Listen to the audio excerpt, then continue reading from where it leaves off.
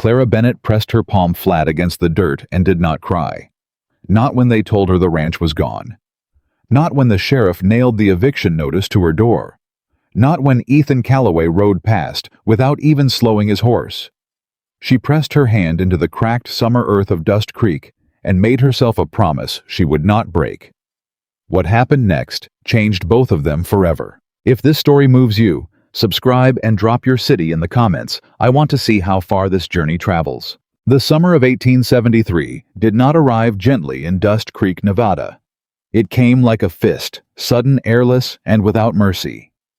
The creek itself had pulled back to a thin brown ribbon by the end of June, and the cattle along the valley's eastern slope had begun dying in clusters, their bodies stiff against the bleached grass before the buzzards even circled.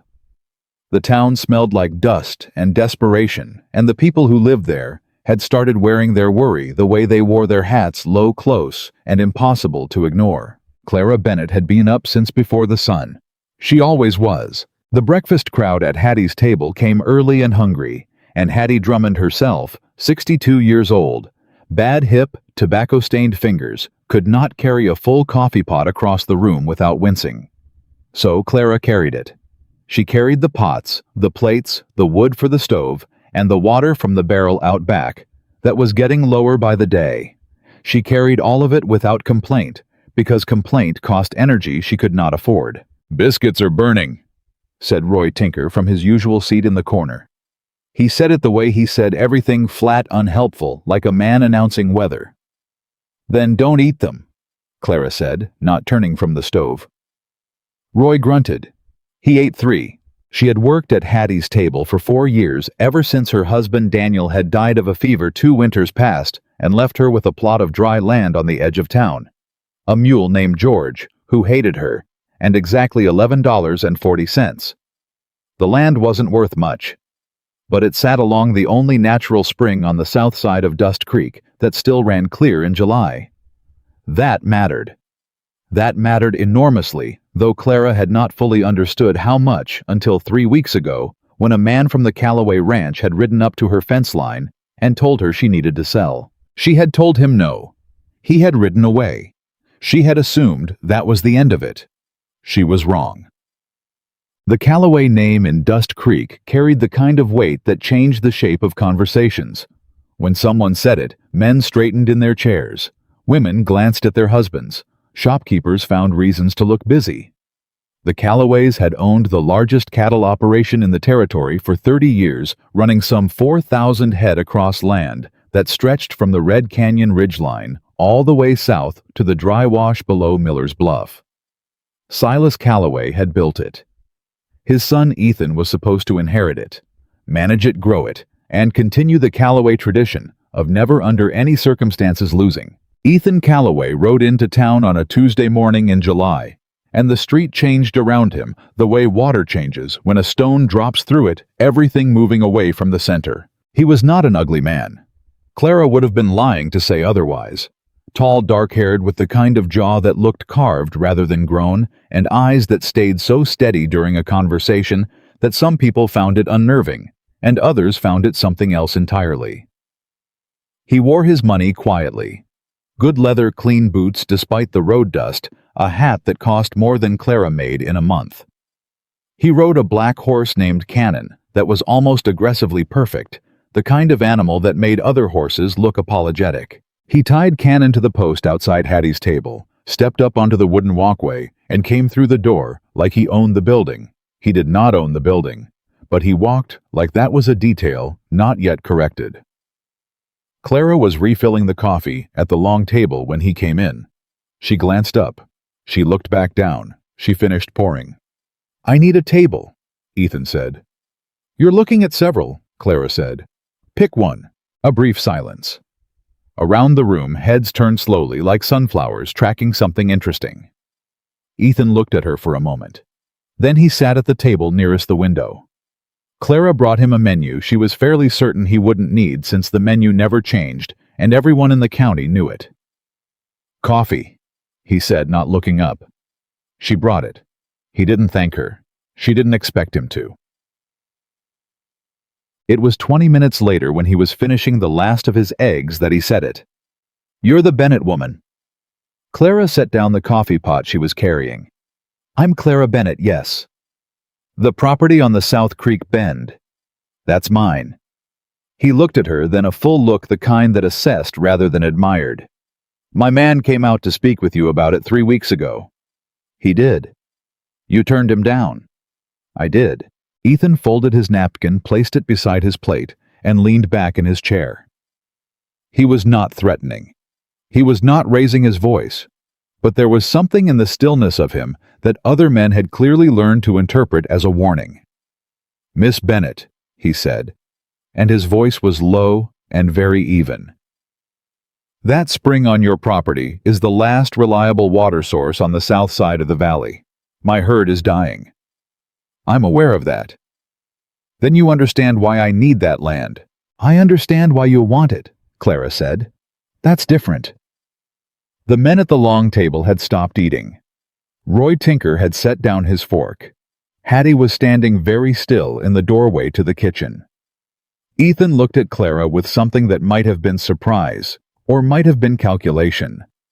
It was difficult to tell which, and that difficulty itself was interesting.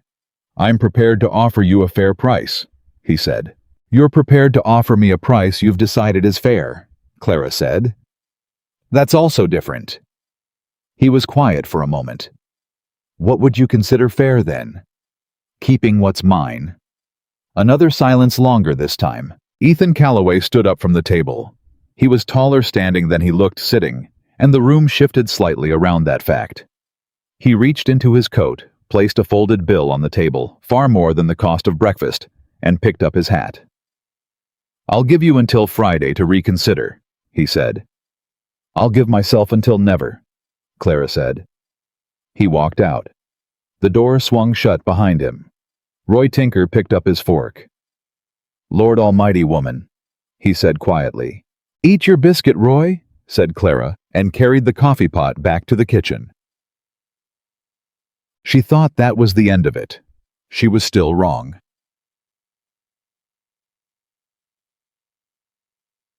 On Wednesday, the fence along her south property line was cut. 3 posts pulled clean from the ground wire dragged back the gap wide enough to ride a horse through, which someone had given the tracks, which several horses had given more tracks. Her mule George was pressed into the far corner of the paddock, which was not his usual corner, meaning he'd been driven there. The trough was churned up and the water was muddy. Clara stood at the fence line for a long time. She was not a woman who scared easily. She had survived a Nevada winter alone, after Daniel died, had fought off a property tax claim with nothing but stubbornness and a county law book borrowed from the general store, had once talked a drunk cowboy out of a fight with nothing more than a plate of biscuits and a very firm tone of voice. She was not soft. She did not have the luxury of soft. But standing at that fence, looking at those tracks, she felt something cold move through her chest that had nothing to do with the heat. She knew whose horses those were. She fixed the fence herself that afternoon in 104-degree heat with wire she bought at the general store on credit and posts she cut herself from the 3 dead cottonwoods behind her barn. She worked until her hands bled and her shirt was soaked through and the sun was turning orange over the canyon walls.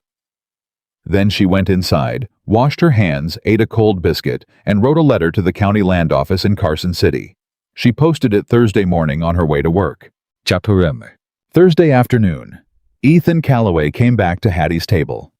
He sat at the same table, ordered the same coffee, and waited until the crowd thinned before he spoke. Someone cut your fence, he said. Clara looked at him across the room. Did they? I want you to know that wasn't sanctioned by me. She walked over and stood beside his table, coffee pot in hand, and looked at him with the kind of direct steadiness that made most men uncomfortable. Mr. Calloway, she said, I've lived in this county long enough to know that things that happen near Calloway land always seem to be things that nobody ordered and everybody knew about. His jaw tightened. I give you my word. Your word, she said without heat, without drama, just plain and level, is not the thing I need right now. What I need is for your men to stay off my property. Can you arrange that? He held her gaze. Yes. Good. She poured his coffee. Anything else? He seemed like he wanted to say something. He didn't. He drank the coffee and left $1 on the table and rode out of town, and Clara watched him go from the window with the coffee pot still in her hand, and she made herself breathe slowly and steadily until the black horse disappeared around the bend. Then she went back to work. Friday came and went. No offer, no riders, no cut fences. Saturday was quiet too. And Sunday. And most of Monday. And then Monday afternoon, everything changed. She heard the sound, first a low, steady rumble that she mistook for thunder, before she remembered there hadn't been a cloud in the sky in 3 weeks. She came out from the barn shading her eyes and saw the dust rising from the road west of town. A lot of dust. The kind of dust that meant not one rider or two, but many. The Callaway men came in a group of 7, and they came with purpose. They rode straight past the edge of town, straight out toward the south road, straight toward her fence line, not approaching from the main road, but from the back. Across the open scrubland, where there was no path and no gate, and nothing to stop them except the fence itself. And they had wire cutters. Clara was at the fence before they reached it. She did not know exactly how, only that her feet had moved before her mind had fully caught up with her eyes. She was standing at the line when the first rider pulled up short, and his horse shied sideways at her sudden presence. "Ma'am," he said, and the word came out startled rather than polite. He was young, younger than she'd expected, maybe 22, with sun-darkened skin and a nervous look around his eyes that he was working hard to hide. "You need to step back." "I need to do nothing of the sort," Clara said. Her voice was shaking, but not much, and she held it steady by force of will. "This is my property line. You are on my side of it." "Ma'am, we got orders." "Show me a paper," Clara said. "Show me a court order. A land deed, a single piece of legal documentation that says you have the right to cut this fence and I will step back. Show me anything legal and I will step aside right now. But if all you've got is orders from Silas Callaway, then I want you to turn around and go back where you came from." The young man looked at the men behind him. They looked at each other. "Ma'am," he tried again. "I wrote to the county land office in Carson City," Clara said. "I expect an answer within the week. If you cut this fence before that answer comes, you are breaking the law, and I will testify to that fact in front of whatever judge this territory can produce." She looked at him steadily. "Now, do you have a paper?" He didn't. She could see it in his face, the specific discomfort of a man who knows he is on the wrong side of a line and does not particularly want to be there. He was not a bad man. He was a man following orders, and somewhere under the following, he knew the orders were wrong, and that knowledge was sitting very uncomfortably with him right now. "We'll be back," he said finally. "I expect you will," Clara said. "Come back with a paper." They turned and rode away. Clara stood at the fence line until they were gone, until the dust settled, until there was nothing left of them but the faint memory of hoofbeats. Then she sat down in the dirt beside her fence post, pressed her palms flat against the cracked earth, and breathed. She did not cry. She never cried. But it was very close that time. Ethan Callaway found out what had happened by sundown. He had not sent those men. That was the truth, though he understood completely why Clara Bennett would not believe it. He had told his foreman, Wade Pruitt, that he was handling the South Creek matter himself, and Wade had evidently decided that waiting was not efficient. Wade was a practical man. Wade believed that problems were posts and solutions were hammers, and he had dispatched 7 riders to apply the solution before Ethan had finished his ride back from town. The conversation between Ethan and Wade that evening was short and extremely direct. "You do not send men to her fence line," Ethan said. "Not now, not again, not ever, unless I tell you personally." Wade looked at him with the particular look of a man who has worked for a family long enough to mistake loyalty for ownership. "Ethan, your father." "My father," Ethan said, "is not here, and until he is, you take orders from me. Are we clear?" Wade was clear, but Ethan stood at the window of the ranch house long after Wade left, looking out toward the south, where the last color of the day was burning off the edge of the canyon, and he felt something he could not entirely name. Not guilt. He told himself it wasn't guilt. Something more like the sensation of a calculation going wrong, in a way that changes all the numbers that come after it. He had ridden into Hattie's table twice now, expecting a woman who would be easily persuaded, or at least reasonably frightened, and both times he had gotten something else. He had gotten directness without aggression, firmness without hysteria. A calm, flat refusal that had no give in it, not because she was stupid or stubborn, but because she genuinely did not believe he had the right to what he was asking for. And the frustrating thing, the thing he couldn't quite shake loose as he stood there watching the canyon go dark, was that on some level, looking at it purely from the law and not from the history of how this valley worked, she wasn't entirely wrong. He went to bed without an answer and lay awake longer than usual. The letter from the county land office arrived on Thursday. Clara was behind the counter at Hattie's table when Elias from the post office brought it in, slightly breathless, with the look of a man delivering something he knows matters.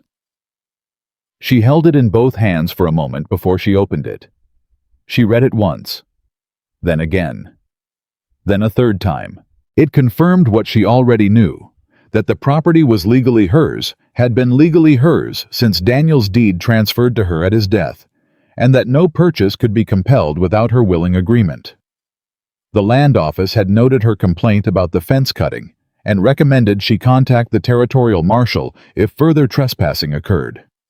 She folded the letter carefully and put it in her apron pocket. "Good news?" asked Hattie from the kitchen doorway. "Fair news," said Clara, and went back to work. She didn't expect Ethan Calloway to come in that afternoon. She didn't expect him to sit down across from her at the small table by the window, not his usual spot, and she certainly didn't expect him to put his hat on the table and look at her without the careful blankness he usually wore, and say, "I owe you an apology." Clara sat down slowly. "For what specifically?" "My foreman sent men to your fence without my knowledge or permission," Ethan said. "That should not have happened, and I want to be clear that it was not my order." She looked at him for a long moment. He held the look without flinching, which was either confidence or practice. "I appreciate you saying so," she said finally. "But it happened on land you're trying to take from me with men who work for you, and that means it happened in your name, whether you intended it or not." "You're right," he said. That surprised her. She showed it. "I'm sorry." "You're right," he said again, without reluctance, without qualification. "I can't separate myself from my men's actions when the actions are in service of something I've been pursuing. That's a fair point, and I'm not going to argue with it." Clara studied him. He was not performing. She had seen enough performance in her life to know the difference, the slight over-earnestness, the angle of the head, the pause calculated to land sincerity. This was not that.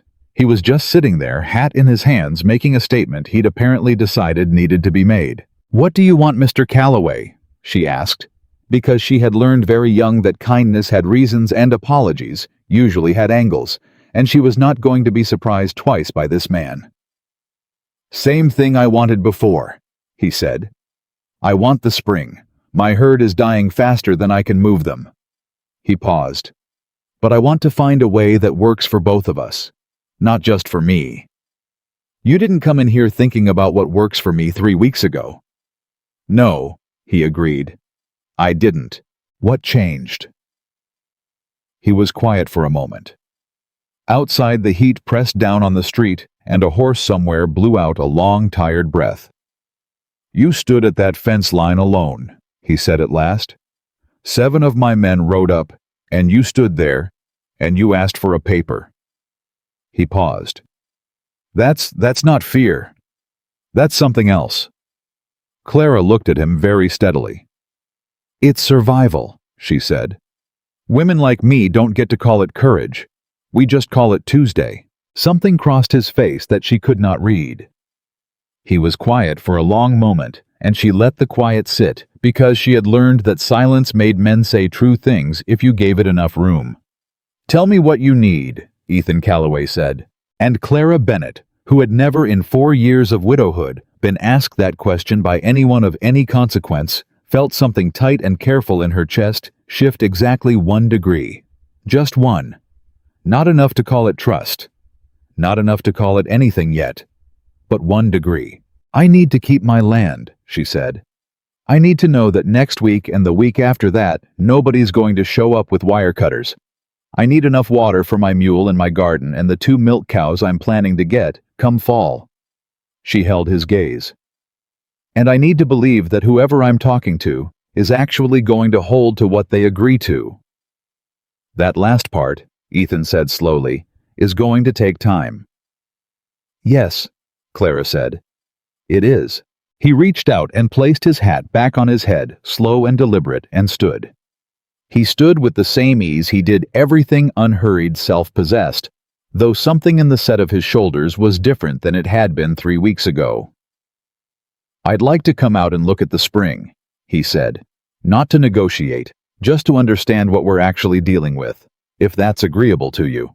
Clara thought about it. She thought about it honestly, which meant thinking about how many ways this could go wrong and how many cattle were dying in the East Valley, and what the look on his face had been when he said, "You're right," and whether any of that meant anything at all. "Tomorrow," she said. "Morning, early." "I'll be there," he said. He walked out. The door settled shut behind him, quiet this time, instead of the way it usually fell. Clara sat at the table for another moment, her hands folded in her lap, looking at the door. "Lord," said Hattie from the kitchen, drawing the word out long. "What are you getting yourself into?" "I have absolutely no idea," said Clara, and stood up and went back to work. He was there the next morning at first light as promised. He came alone, no foreman, no riders, just the black horse Cannon and himself. And he arrived exactly when he'd said he would, and tied his horse to the gatepost without being asked, and waited outside the fence line until she came out and unlatched it. She noticed the waiting. She noticed that he did not assume the gate would open for him. She let him through. The spring was not large. It never had been. It wasn't the kind of thing you'd cross the country for, just a natural seep in the low ground behind her barn, where the water came through the limestone and pooled in a stone basin that Daniel had widened and mortared back when they'd first arrived. In a wet year, it ran full and clean. In a drought year like this one, it ran slow and a little silty, but it ran, which was more than the creek was doing. Ethan stood beside the basin for a long time without speaking. She watched him read it. The flow rate, the rock formation, the way the ground around it was darker and softer than everything else for 50 yards in every direction. He knew what he was looking at. Whatever else he was not an ignorant man about land and water. "How long has it run like this?" he asked. "Every summer I've been here," Clara said. "Even the dry one in 71. "And the property line runs along the north edge of the basin," she said. "That ridge there. Everything south of the ridge is mine." He nodded slowly, his eyes tracing the line. "If we ran a pipe from the basin north," he said half to himself, "branched at the ridge, we could gravity feed to the east pasture without touching your property at all." He paused. "That's 3, maybe 400 of my cattle, not all of them, but it slows the dying." "You'd need my permission to pipe from the basin," Clara said. "Yes," he said. "I'd need your permission." She watched him.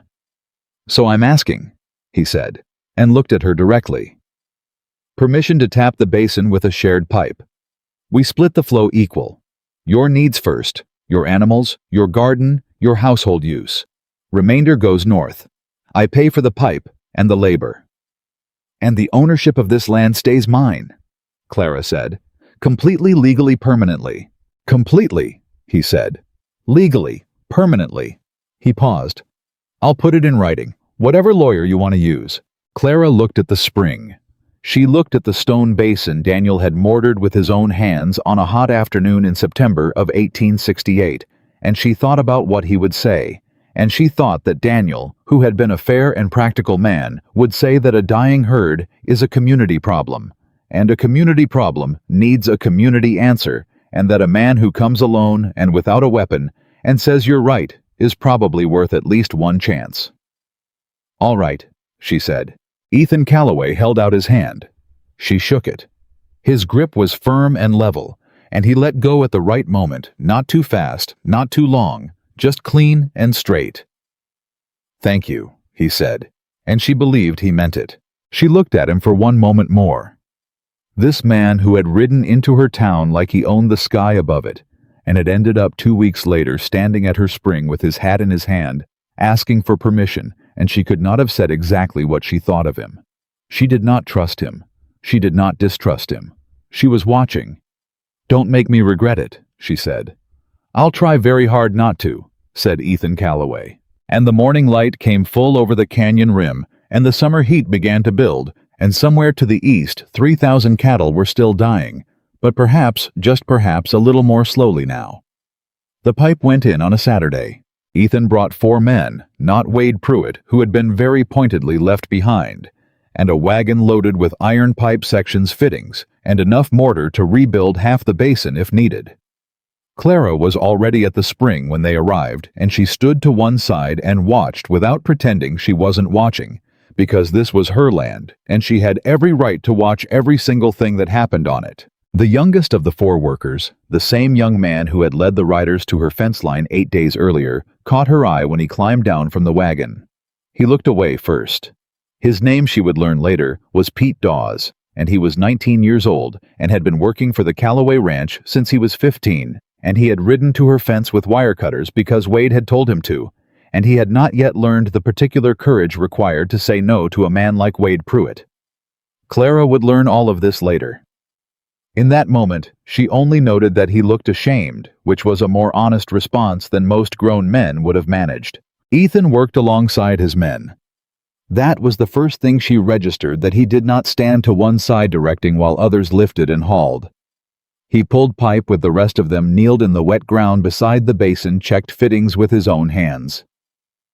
By mid-morning his shirt was soaked through, and there was mortar on his forearm, and he did not appear to notice either. Clara brought water out at noon.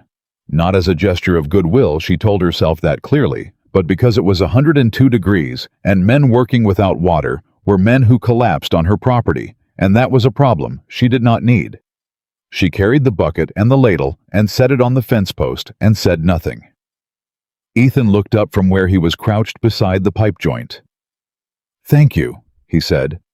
"Don't thank me," she said. "That's just sense." He looked at her for a moment, with something careful in his expression, then nodded and went back to work.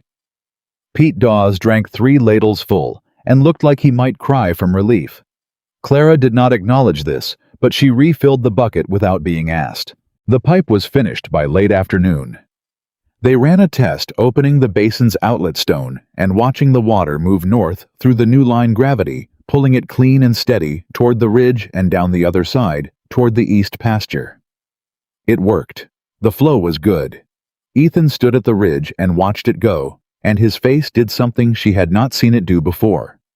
It went soft, just briefly, just for a moment, the calculation leaving it, and something that looked very much like relief, taking its place before he put the other expression back on. "It'll hold," he said. "It better," Clara said. "That's my mortar." He looked at her. Then unexpectedly, he laughed. It was a short sound, a little rusty, like something that didn't get used often enough, and it changed his face entirely. Clara looked away before she could think too hard about that. The men packed the wagon. Pete Dawes climbed up last and looked back at her property with the expression of someone filing a specific memory away carefully. Ethan walked to the gate and stopped. "I'll have the paper drawn up Monday," he said. "The legal agreement on the land and the water share." "I'll have my own lawyer read it," Clara said. "I'd expect nothing less." He untied Cannon from the gatepost and swung up, and the horse moved under him with a smooth shift of weight, and Clara stood at her fence and watched him ride north without any particular feeling she could name. Just the settled awareness that something had changed in the last 8 days, and she did not yet know if that change was moving toward her or away from her. She went inside and made herself supper, and did not think about the laugh. She mostly succeeded.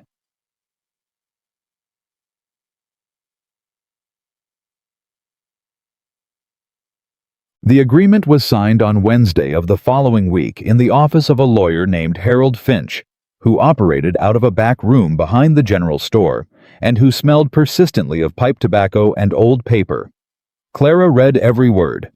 Harold read every word after her, and then explained 3 of the clauses in language she had not asked him to simplify but appreciated anyway.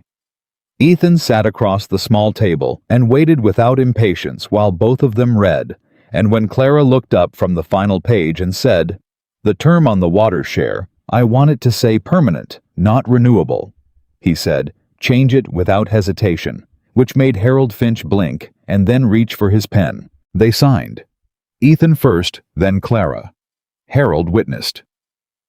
The paper went into Clara's possession, along with a copy that Harold filed at the land office the same afternoon. Walking out of Harold's office into the flat white heat of the midday street, Clara folded her copy of the document and placed it inside her dress pocket against her ribs and felt the particular steadiness of a person who has just made a thing permanent.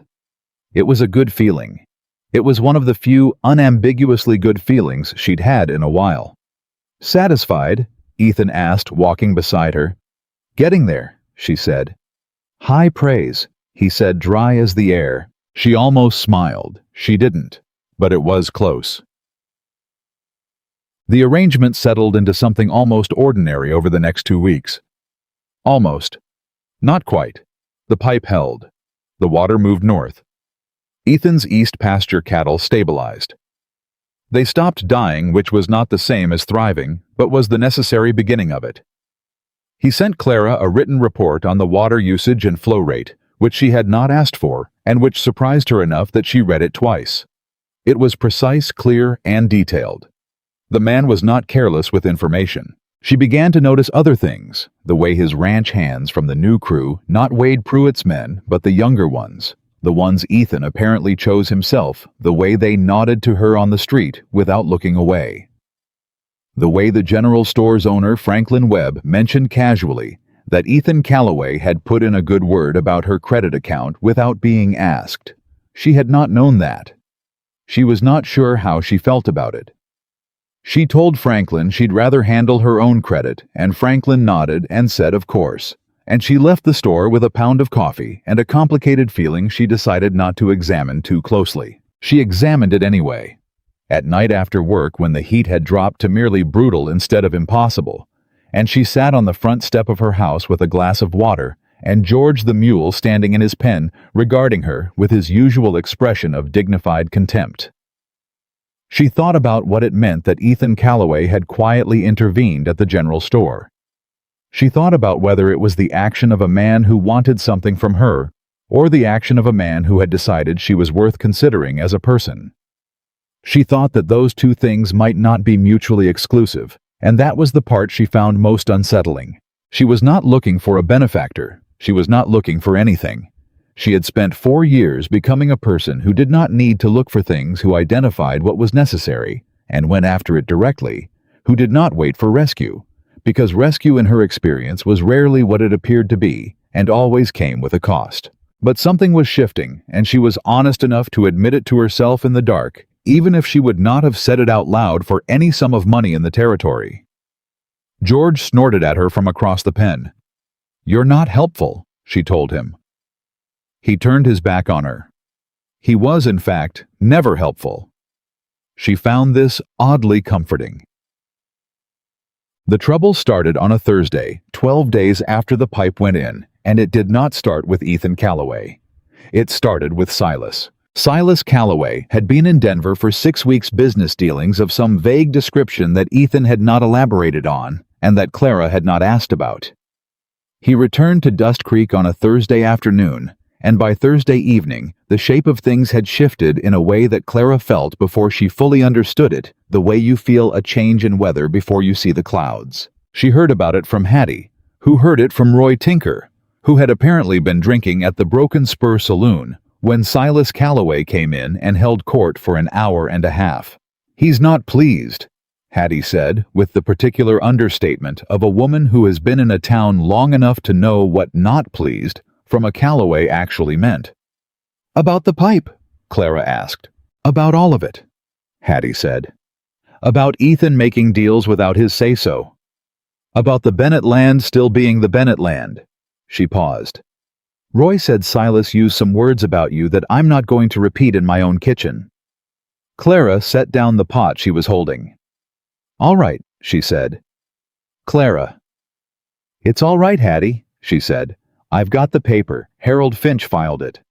Papers, said Hattie quietly, only protect you as far as the man holding the pen is willing to honor them. Clara looked at her. Hattie was not a fearful woman. She had survived this town for 30 years, and she had seen 4 different factions of powerful men come through with 4 different ideas about how things ought to be run, and she had outlasted all of them by being sensible and very, very clear-eyed. When Hattie said something cautionary, it meant something. I'll be careful, Clara said. You'll be more than careful, Hattie said. You'll start locking that gate. Clara locked the gate that night. She did not see Ethan for 3 days after his father returned, and the absence was notable enough that she noticed it, and the fact that she noticed it was itself notable, and she found the whole chain of noticing irritating enough that she went to work early on Saturday morning just to have something concrete to do with her hands. When Ethan did come in, Saturday afternoon, hat pulled lower than usual, a particular set to his jaw that she was learning to read, as trouble being held very still, she had already decided she was not going to make it easy for him. She brought coffee. She did not ask. He wrapped both hands around the cup and said without preamble, "My father came back." "I heard," Clara said. "He's not happy with the arrangement." "I heard that too." He looked up. "I want you to know that the agreement holds. My name is on that paper and I will stand by it. Even if your father tells you not to." The pause was brief, but it was there. "Yes." Clara pulled out the chair across from him and sat down because this was clearly a conversation that needed chairs. "Mr. Calloway," she said, "I appreciate that you mean what you're saying. I believe you mean it right now in this moment in this room. But your father owns the ranch you manage, the men you employ, and probably half the political goodwill in this county. And I need you to tell me honestly what happens when he pushes back." Ethan was quiet for a long moment. His thumb moved once around the rim of the cup. "I push back harder," he said. "Have you done that before?" Another pause, and this one told her the answer before he said it. Not on something he cared about this much. "Right," Clara said. "Clara." He stopped. It was the first time he had used her given name, and they both registered it. He didn't apologize for it. She didn't correct it. "I know this is asking you to trust something that hasn't been proven yet," he said. "I know that's not fair given everything that's happened, but I am asking." She looked at him for a long time. He held the look, both hands still around the cup. Nothing hidden that she could detect, nothing performed. Just a man sitting across a table from her, being honest about the limits of what he could guarantee, which was more than most people managed. "All right," she said, "but I want to know if it gets worse. I don't want to find out from Roy Tinker." "You'll hear it from me first," Ethan said. "I promise." She nodded. She stood up. She went back to work. He sat with his coffee for another 10 minutes, and she did not look over at him again. And when he left, he placed a hand briefly on the counter as he passed. Not quite a gesture, just a touch, just a brief point of contact, and then he was gone, and Clara stood at the stove and stared at the wall for 5 seconds before she moved again. The first thing Silas Calloway did was send Wade Pruitt to visit Harold Finch. Clara found out because Harold Finch told her himself, showing up at Hattie's table on Monday morning with his hat in his hands and his pipe unlit, which meant he was agitated because Harold Finch lit his pipe as automatically as breathing. "Wade came to see me yesterday," Harold said, sitting down at the small table and declining the coffee Clara offered. "Asked me about the filing, asked whether there were any irregularities. I told him there were not." "And then?" Clara asked. "And then he asked me what it would take to find some irregularities." Clara sat down. "He asked you to," he suggested. Harold said carefully, with the particular precision of a man who had spent 30 years choosing words, that a man in my position might benefit from a closer relationship with the Calloway interests. He made it sound like an opportunity. Harold's jaw tightened. I've been practicing law in this county for 19 years, Clara. I told him the filing was clean and he could take his opportunity elsewhere. Harold, Clara said. Thank you. Don't thank me, he said, echoing her own words from weeks earlier with the unconscious symmetry of small towns. Thank me by knowing what you're up against. Silas Calloway does not accept setbacks. He finds pressure points and he applies pressure until something gives. He paused. I'm not a pressure point, but someone else might be. Clara thought about that all morning. She thought about it while she refilled coffee and cleared plates and listened to the ordinary sounds of the town going about its business outside the window. She thought about who else might be touched, Hattie, whose supply contracts ran through a merchant who owed the Calloways credit. Franklin Webb, whose store sat on a building note that had been refinanced twice. Pete Dawes, who was 19 and had a younger sister in town he was supporting. She thought about how power worked in a place like this. Not with fists, though it could end there, but with the slow, quiet tightening of dependencies, the pulling of threads that were so woven into the fabric of daily life that you barely noticed them until something went cold. She needed to talk to Ethan. She went to the ranch. She had not been there before. She had not intended to go there. But she saddled George, who expressed his opinion of this plan through several minutes of theatrical reluctance, and rode the 2 miles north on the main road, and turned at the Calloway gate, which was flanked by 2 posts each the height of a grown man, and had the family name burned into the crossbeam above in letters so large they were readable from the road. It was a statement. It had always been a statement. She read it now differently than she might have a month ago, not as confidence, she thought, but as insistence. Confidence didn't need letters that large. The ranch yard was active when she wrote in, men moving between buildings, someone working at the forge, the sound of cattle somewhere to the north. A hand she didn't recognize came forward to take her horse, and she told him no, she'd hold her own horse, and she stood there with George's reins in her hand until someone went to find Ethan. He came out from the barn, and there was a brief moment, just a fraction of a second, where she saw him register her presence on his land, with something she might have called startled, though he covered it immediately. Clara, he said, what's wrong? Wade went to see Harold Finch, she said. He offered him an inducement to find irregularities in my filing. Ethan went very still. Say that again. She said it again. He took a breath slow and deliberate through his nose. His expression did not change, not visibly, not the way less controlled men showed anger, but something in the air around him changed some quality of stillness that was not the same as calm. Harold turned him down, Clara said. But Harold told me someone else might not. He's right, Ethan said, and the 2 words were quiet and very hard. I need to know, Clara said, how far this is going to go. Ethan looked at her, and she saw him make a decision she could not fully read. Come inside, he said. I'm not going inside your house. Clara. I'm not, she said pleasantly firmly. We can talk right here. He looked at her for a moment with an expression she was beginning to identify as the one he wore when she had done or said something he had not anticipated, and was adjusting his picture of the situation accordingly. Then he nodded. He came to stand beside the gate post 3 feet from her, and George turned his head and regarded Ethan with deep suspicion. My father is going to push harder, Ethan said. That's his way. He identifies the weakest point, and he leans on it, and he keeps leaning until it gives. He paused. Harold was a test. He'll try somewhere else next. Franklin Webb, Clara said. The building note. Ethan looked at her. You already mapped it out. I've been in this town 4 years, she said. I know where the threads are. He was quiet for a moment. So do I, he said. I grew up here. I know every favor my father holds, every debt, every handshake that came with a string. Something moved across his face, something uncomfortable and honest. I know because he taught me.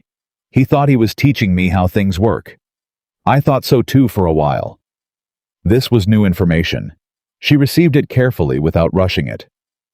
And now, Ethan said slowly. I think there's a difference between how things work and how things should work, and I think I let myself confuse them for too long. Clara studied him. George snorted once. The heat pressed down on the yard. What are you going to do? She asked. Talk to him, Ethan said. Directly. Today. He paused. It won't be comfortable. No. Clara agreed. I don't expect it will be. He looked at her, and there was something in the look that was not quite a question, but was not quite a statement either. Something open and a little uncertain in a way she had not seen on him before. I told you you'd hear it from me first, he said. I meant it. I know, she said. And she was surprised to discover that she did in fact know it. Not with certainty, not with the bone-deep certainty she reserved for things like the fact that water ran downhill and summer came without asking, but with something. A beginning of something. A degree, maybe two, of trust that had not been there a month ago. She took George's reins and turned him back toward the gate. Let me know how it goes, she said. I will, Ethan said. Clara. She looked back. He was standing beside the gatepost, hat in hand, and the afternoon light was hard on his face, and she could see in it how tired he was, not from work, from something older and more complicated. I'm sorry for how this started, he said. I should have come to you differently. First time. Clara looked at him for a long moment. Yes, she said. You should have. She rode out. She did not look back, but she heard him standing there behind her, and she thought he watched her all the way to the main road, and she found she did not mind. The conversation between Ethan and Silas Calloway that evening lasted 2 hours. Clara did not witness it. She heard about it as she heard about most things in Dust Creek through the particular channel of Hattie's table, through Roy Tinker, who had not been there but had been next door, and through Pete Dawes, who had been very close to the ranch house window at a coincidentally useful moment. What she pieced together was this. Ethan had told his father the arrangement with the Bennett land stood and would not be revisited. Silas had told Ethan he was being a fool. Ethan had told Silas that what Wade Pruitt had done at Harold Finch's office was a line that could not be crossed again. Silas had said he didn't know what Ethan was talking about, which was the specific kind of not knowing that meant he knew exactly. And Ethan had said very quietly that if another person in this town was approached on the subject of the Bennett property, he would go to the territorial marshal himself. There was, according to the second-hand account, a silence after that, which lasted long enough to be its own sentence. And then Silas had said, you'd go against your own family. And Ethan had said, I'd go against the wrong. Clara heard this from Hattie on Friday morning, and she stood in the kitchen holding a coffee pot, and felt something in her chest. Do something she was not prepared for, not quite moved, not quite frightened. Something in between, something that had no clean word, and that she filed away in the part of herself where she put things that needed more time before she knew what to do with them. She thought about Daniel. She thought about how Daniel used to say that the hardest thing a person could do was stand in a room where they were afraid and tell the truth anyway.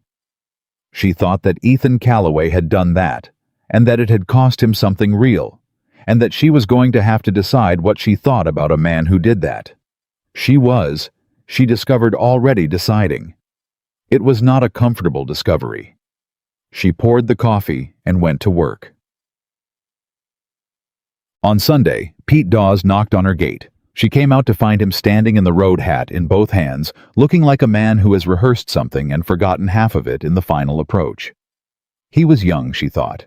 Very young. 20 looked younger than it used to, or maybe she was getting older. Miss Bennett, he said. Pete, she said. He cleared his throat. I wanted to... He stopped, started again.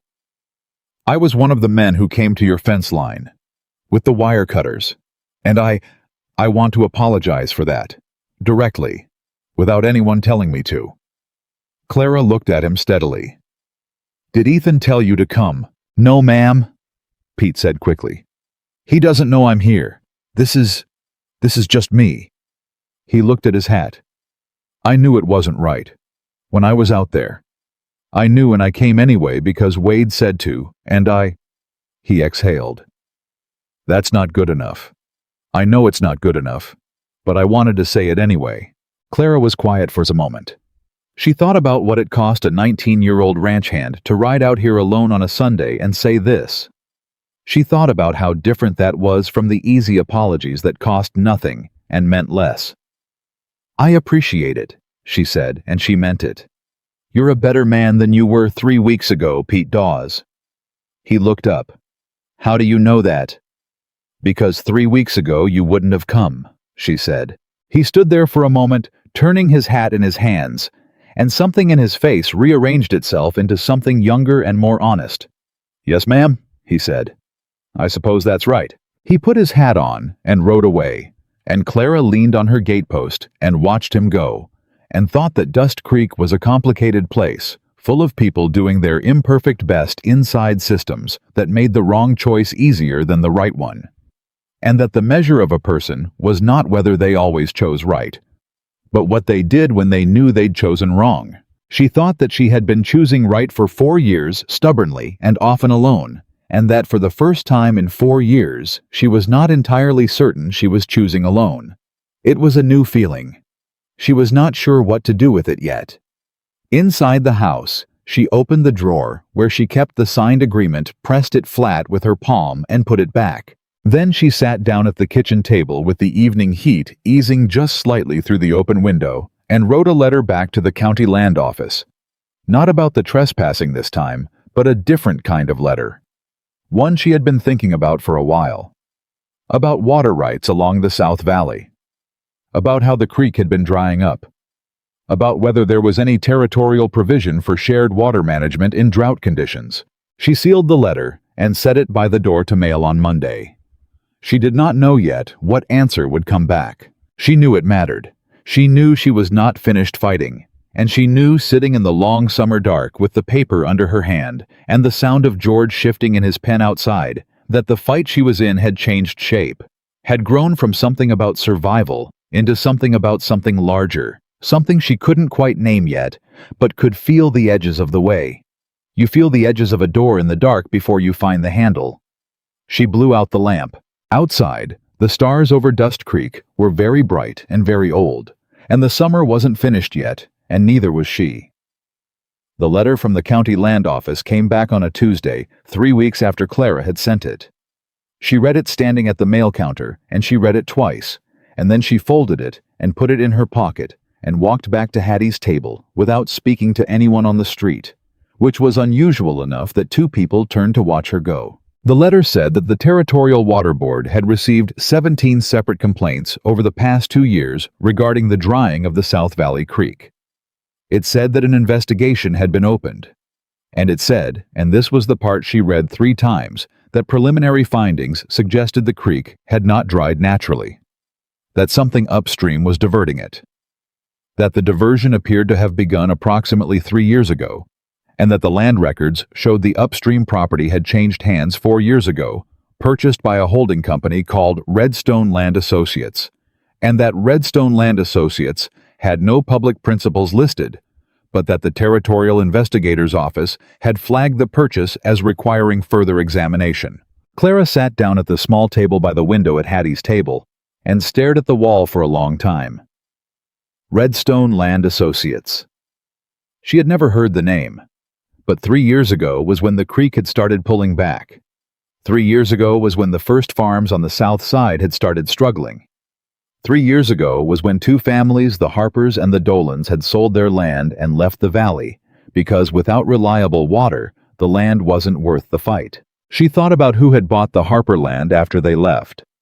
She thought about who had bought the Dolan property. Both had gone to the Callaway Ranch. She sat with that thought for a long time, turning it over the way you turn a stone in your hand, looking for the weight of it, the sharpest edge. It did not have to mean what it looked like it meant. Correlation was not proof. A holding company with no public name could be anyone, but her stomach knew something her mind was still arguing with, and her stomach had been right more often than not. She needed to find out who owned Redstone Land Associates. She needed to do it carefully. And she needed to decide before she found the answer what she was going to do with it, because if the answer was what she feared, it was going to break something that had only just started to hold. Yes, she went to Harold Finch. Harold was in his office, which smelled as always of pipe tobacco and old paper, and he was reading something that he set down immediately when she came in. He looked at her face and said, "Sit down, Clara," before she said a word. She sat. She handed him the letter. He read it.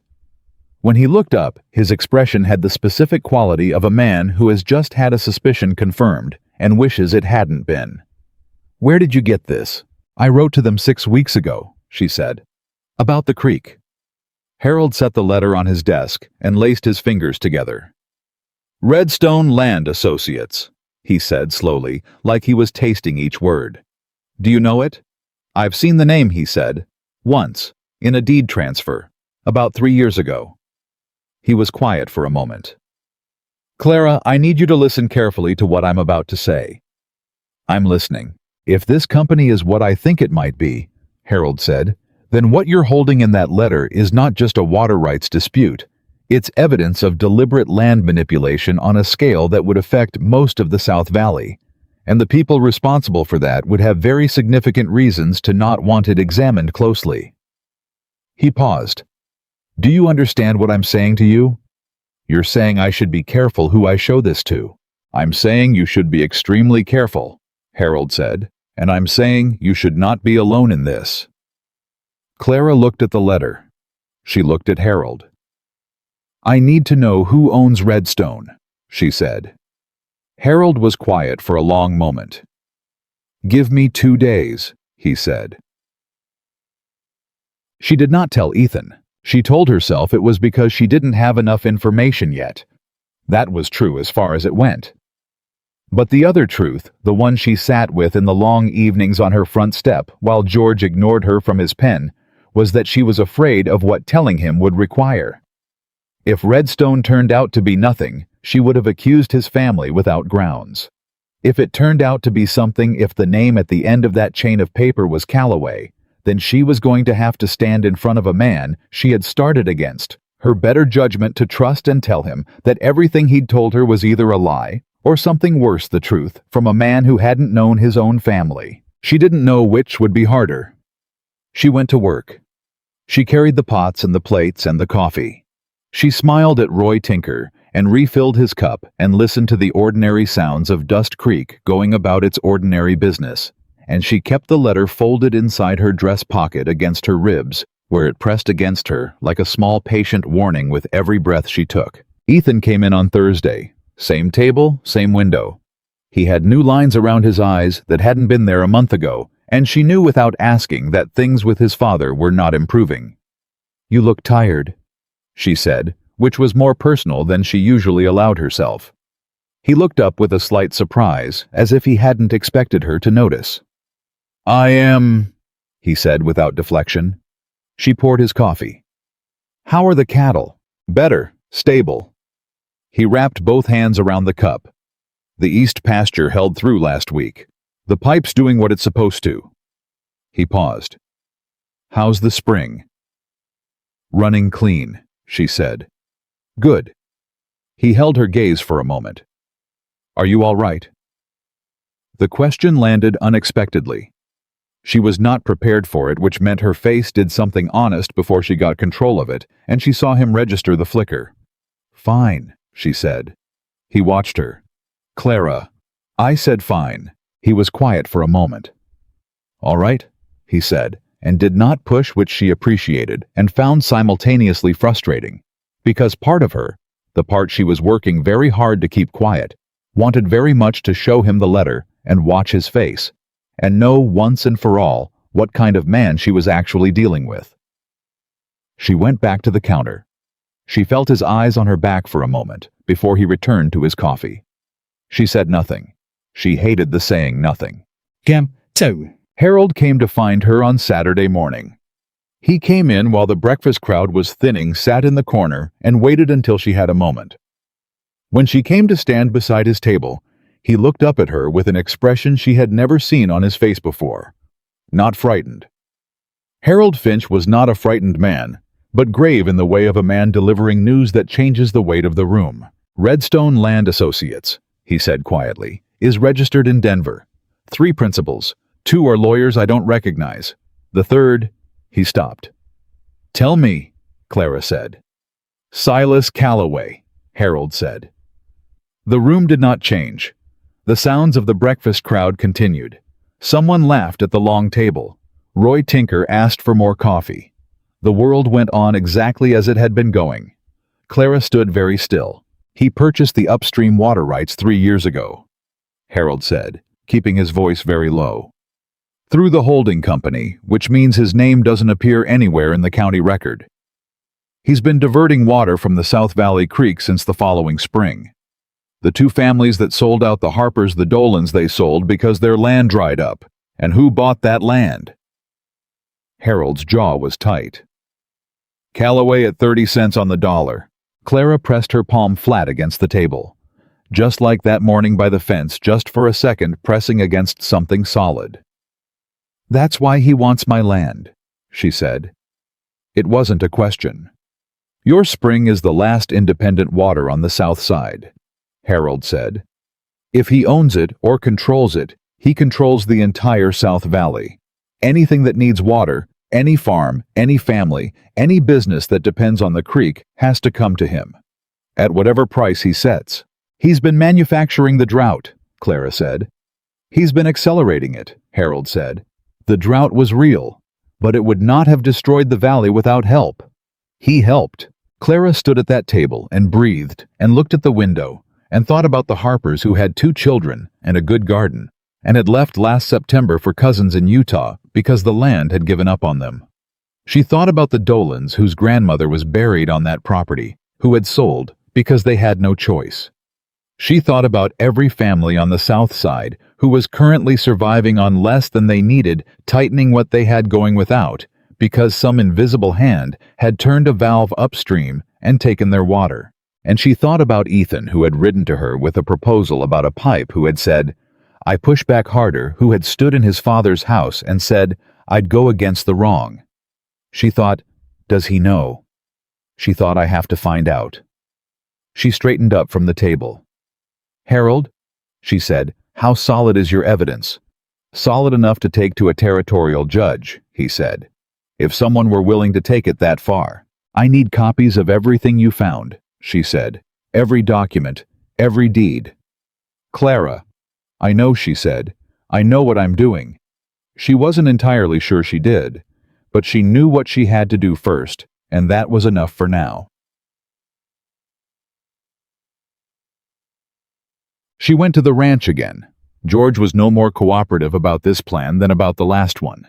She rode him north anyway, and she came through the Calloway gate in the late afternoon with the sun behind her and Harold's documents in her saddlebag, and a feeling in her chest that was tight and cold and completely steady. Ethan was in the yard when she rode in. He saw her face before she said anything, and his whole body shifted the way a man's body shifts when something he's been braced for finally arrives. Clara, he said. What happened? I need to talk to you, she said. Privately. Right now. He looked at her for one moment. Then he turned to the hand nearest him and said, Go check the north fence. And the hand went, and Ethan turned back and said, Come to the barn. She followed him in. George was left tied at the post outside. The barn was shadowed and hot and smelled of hay and horses, and they stood facing each other with about 5 feet of space between them. And Clara reached into her saddlebag and pulled out the documents and held them out. He took them. He read. She watched his face. She had been watching his face for 2 months now, learning the vocabulary of it. The stillness that meant he was thinking hard, the jaw set that meant he was angry and holding it, the brief open look that meant something had surprised him past his defenses. She read that face the way you read weather carefully, and for survival, and what she saw now was not what she had feared she might see. She did not see the stillness of a man caught. She saw something that moved through him like a current shock. First real and physical, then a rapid and terrible understanding, and then something that looked like a man realizing that a floor he had been standing on was not in fact solid ground. He read every page. He read some pages twice. He was very quiet for a long time. When he finally looked up, his face had the particular stripped quality of a man who has had something taken from him that he didn't know he had. "The Harpers," he said. Not a question. Not even really to her. Just the name said to the air like he needed to make it real. "And the Dolans," Clara said. He looked back at the documents. "He told me the valley was drying naturally," Ethan said. His voice was very flat. "He said it was the drought, that it was bad luck and bad timing." He paused. "He said the South families were selling because they were smart enough to get out before the land was worthless." "He was making the land worthless," Clara said, deliberately. Ethan set the documents down on the rail beside him carefully, the way you set down something fragile or something hot. He put both hands on the rail and looked at them. "How long have you known?" he asked. "I sent the letter 6 weeks ago," she said. "Harold confirmed the name 2 days ago." 2 days, he said. "And you came to me now." "I came to you now," she said, "because I had to decide something first." He looked up. "What did you have to decide?" "Whether you knew," she said, and she held his gaze when she said it completely direct, no softening. "Whether the man who shook my hand and signed that agreement and told his father he'd go against the wrong, whether that man knew what his father had been doing and was playing a longer game than I understood." The silence was absolute. "And," Ethan said, and his voice was very quiet. "I decided you didn't know," Clara said. "I decided to come and find out if I was right." He held her gaze for a long time. There was something exposed in his face that she had not seen before. Not vulnerability exactly, but the specific look of a man standing in a truth he did not choose and cannot yet navigate. "You're right," he said. "I didn't know." He paused. That doesn't make it better." "No," Clara agreed. "It doesn't. It's my name," he said. "It's my family. The land those people sold to that land is in my books. I benefited from it. Even not knowing I benefited from what he did." "Yes," Clara said, because she was not going to pretend otherwise, and because she thought he needed someone not to pretend. He picked up the documents again, and she could see from the way he held them that he was holding them very tightly. "What do you want to do?" he asked. "I want to take this to the territorial marshal," she said. "Harold thinks the evidence is solid enough for a judge. What your father did, the diversion, the land manipulation, it's fraud. It's possibly worse than fraud." She paused. "But it's your family. And I'm asking you first. I'm telling you first, because I told you that you'd hear things from me." Ethan looked at her, and she had the sense of him standing at the edge of something very high looking down. "If you go to the marshal," he said slowly, "everything my father built here gets examined honestly," Clara said, "which it should have been a long time ago." He was quiet for a long moment. Then he set the documents on the rail again and straightened to his full height, and she saw him make a decision. The way you see weather change, not gradually, but in a single, identifiable moment, the sky going from one thing to another. "I'll come with you," he said. Clara looked at him. "I'll come with you to the marshal," Ethan said. "My testimony along with yours and Harold's will be harder to dismiss than yours alone." His jaw was tight and his eyes were very steady. "And I know things. About the upstream property. About Redstone. Things my father mentioned without meaning to that I didn't understand at the time." He paused. "I understand them now." She studied him for a long moment. "You understand what this means," she said.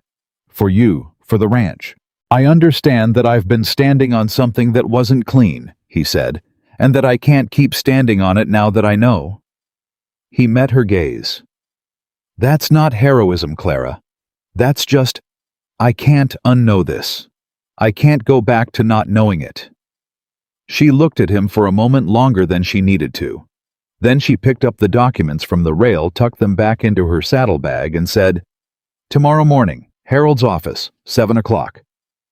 "I'll be there," he said. She walked out of this barn. George turned his head and looked at her with his usual expression of profound resignation. She untied him mounted, and was halfway to the gate when she heard Ethan come out behind her. "Clara," he called. She stopped, but didn't turn. "Thank you," he said, "for coming to me first." She sat with that for a moment. "Don't make me regret it," she said, which was what she had said to him the first morning at the spring, and which still meant exactly the same thing. She heard something that might have been the beginning of a response, but she clicked to George and rode out before it fully formed, and the gate swung behind her, and the road stretched north through the heat, and she let George set his own pace because he was going home, and he knew it. She did not sleep well that night. She lay in the dark and turned things over. The documents, the Harpers and the Dolans. The upstream property and the company with no public name. The slow, deliberate engineering of desperation. The turning of a valve, the drying of a creek. The selling of land at 30 cents on the dollar by people who had no idea why their water was disappearing. She thought about Silas Calloway, whom she had never actually met, and she constructed him in her mind from everything she had heard and seen, the weight of his name in conversations, the way men sat straighter when it was mentioned. The letter from Harold about Wade's visit, the specific phrasing of not knowing, used by a man who knew everything. She thought he was probably not a person who experienced much doubt. She thought he had looked at the South Valley and seen a problem with a solution, and the solution had been him, and the problem had been everyone else, and he had simply arranged things accordingly. She thought about power, about the specific kind of power that does not need to be loud because it is already everywhere, woven into the deed records and the building notes and the supply contracts and the credit accounts, so that pulling any single thread tightened 3 others, and pulling all of them at once tightened a noose. She thought about her spring, about Daniel's mortar, about the fact that her land sat at the last clean water on the south side, and about what it meant that she had refused to sell. Not because she fully understood what she was refusing. She hadn't. She hadn't known any of this then, but simply because the land was hers, and she had made a decision, and she did not unmake decisions. She thought that sometimes the thing that saves you is not strategy, but stubbornness. And that stubbornness in small daily doses over 4 years had placed her exactly where she needed to be at exactly the right moment, holding exactly the right piece of paper. She fell asleep near midnight and dreamed about water. Harold Finch's office at 7 in the morning was close and warm and smelled more than ever of pipe tobacco, with Harold himself already at his desk and a pot of coffee on the small stove in the corner, and Ethan Calloway arrived at 6:58, which meant he had ridden fast in the early dark and had been waiting somewhere close before he came in. He looked like a man who had also not slept. He looked like a man who had spent the night opening doors in his own memory and not always liking what was behind them. They sat. Harold spread the documents on the desk. Ethan added 3 things Clara had not known about a letter from his father 3 years ago referencing the upstream property in language that was careful, but not careful enough. A set of ranch ledger entries from the year of the Harper and Dolan purchases that showed payment to Redstone for consulting services at the exact time of the water diversion, and his own testimony, clear and detailed, of a conversation with Silas 18 months ago in which his father had said unprompted that the South Valley families were foolish to hold on when the smart money was moving north. Harold listened to all of it with his pipe unlit, which meant he was thinking very hard. Then he said, "This is enough. This is more than enough." "For a territorial judge?" Clara asked. "For a federal one if it comes to that," Harold said. "The creek crosses county lines. That makes the diversion a federal matter." He paused. "Ethan, are you prepared to testify to what you've described?" Ethan looked at the documents spread across the desk. "Yes," he said. "Your father will not." "I know what my father will do," Ethan said. "Yes, I'm prepared." Harold nodded slowly. "Then I'll draft the complaint today. We can have it to the marshal by Friday." He looked at Clara. "You should stay out of sight of the Calloway ranch until this is filed. If Silas gets word of what you know, he won't get it from me. Ethan said. Or from me, Clara said. Harold looked at them both with the expression of a man who has seen enough of human nature to know that good intentions and operational security were not the same thing. Stay careful, he said, both of you. They left the office separately. Clara first, then Ethan, 2 minutes later, because there was no reason to advertise to Dust Creek's considerable gossip infrastructure that anything was happening. Clara walked back to Hattie's table in the early morning heat, and she had just pushed through the door when Roy Tinker looked up from his corner table and said, "You hear about the Marshfield boy?" She stopped. "What about him?" "Rode into town last night," Roy said. "Says he's got a complaint filed with the Territorial Water Board. Something about the upstream diversion on the South Creek." He picked up his coffee. "Says there's a company behind it. Says he's got papers." Clara stood very still. "Where did he hear that?" "Dunno," Roy said. "Heard it somewhere." She looked at Roy, who was 73 years old, and had lived in Dust Creek his entire life, and had never, to her knowledge, shown meaningful initiative about anything. He was watching her with an expression she could not quite read.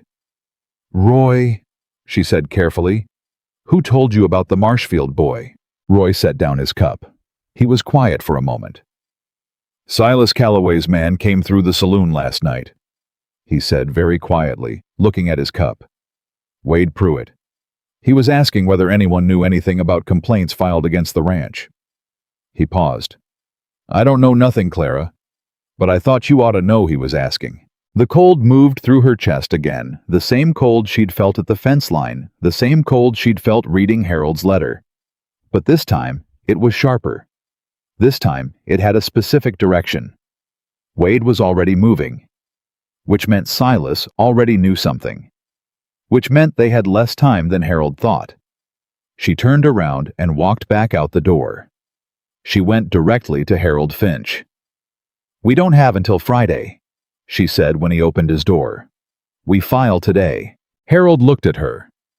He read her face the way experienced men read faces. Then he reached for his pen. "Sit down," he said, "and close the door." The complaint was filed with the Territorial Marshal's office in Carson City by a writer. Harold trusted a man named Calhoun, who was 60 years old and fast, and who had no connection to the Calloway Ranch, and who left town at noon before the heat had peaked, carrying documents in a locked saddlebag, and Harold's instruction to ride straight through without stopping. Clara watched him leave from the window of Harold's office, and she felt something settle in her chest. Not relief, not yet, but the particular steadiness of a person who has done the thing that needed to be done and now has to wait. Ethan was not there for the filing. She had sent word through Pete Dawes, who was proving himself genuinely trustworthy in small and significant ways, and she trusted that Ethan had received it and understood what it meant.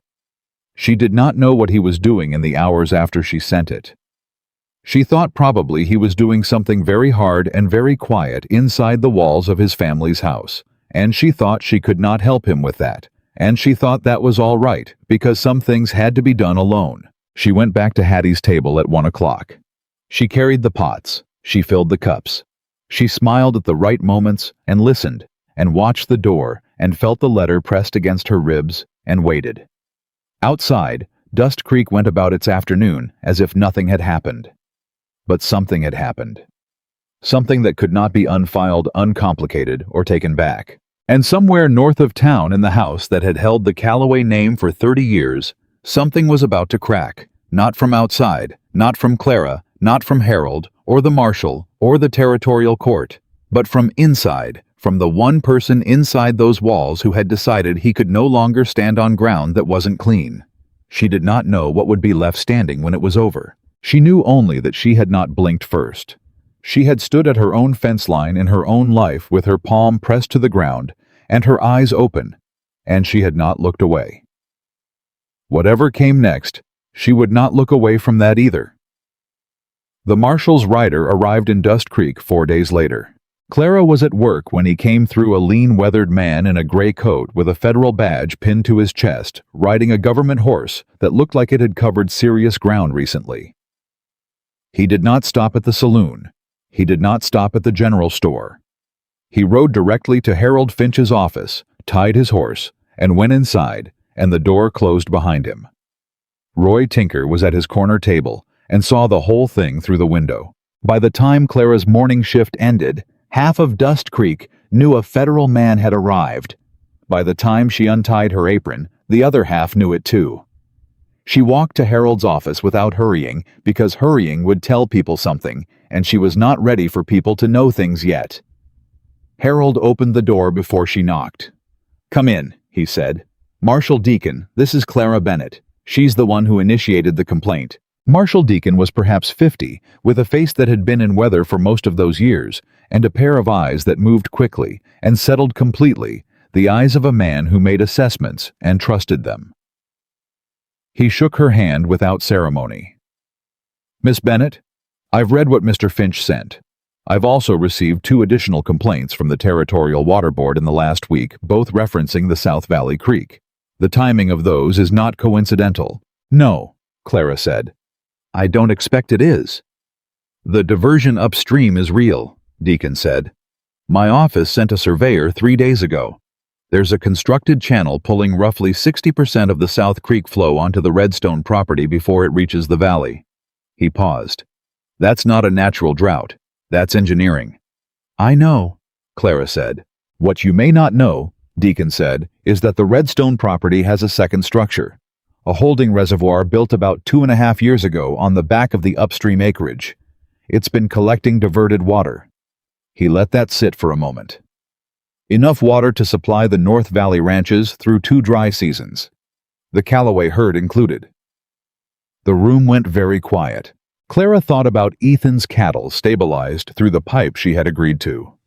She thought about how many of those cattle would have died without the South Creek if the diversion hadn't been there, if the ranch had been competing for honest water like everyone else. She thought about what it meant that Silas Callaway had manufactured scarcity for the South Valley while quietly stockpiling the surplus for himself. He didn't just dry up the creek, she said. He stored the water. He was going to sell it. "That's our working theory," Deacon said. "Once he owned enough of the South Valley land, your spring being the final piece, he would have controlled both the stored water and the distribution. He could have charged any price he wanted, and the valley would have had no alternative." "A monopoly on water," Harold said.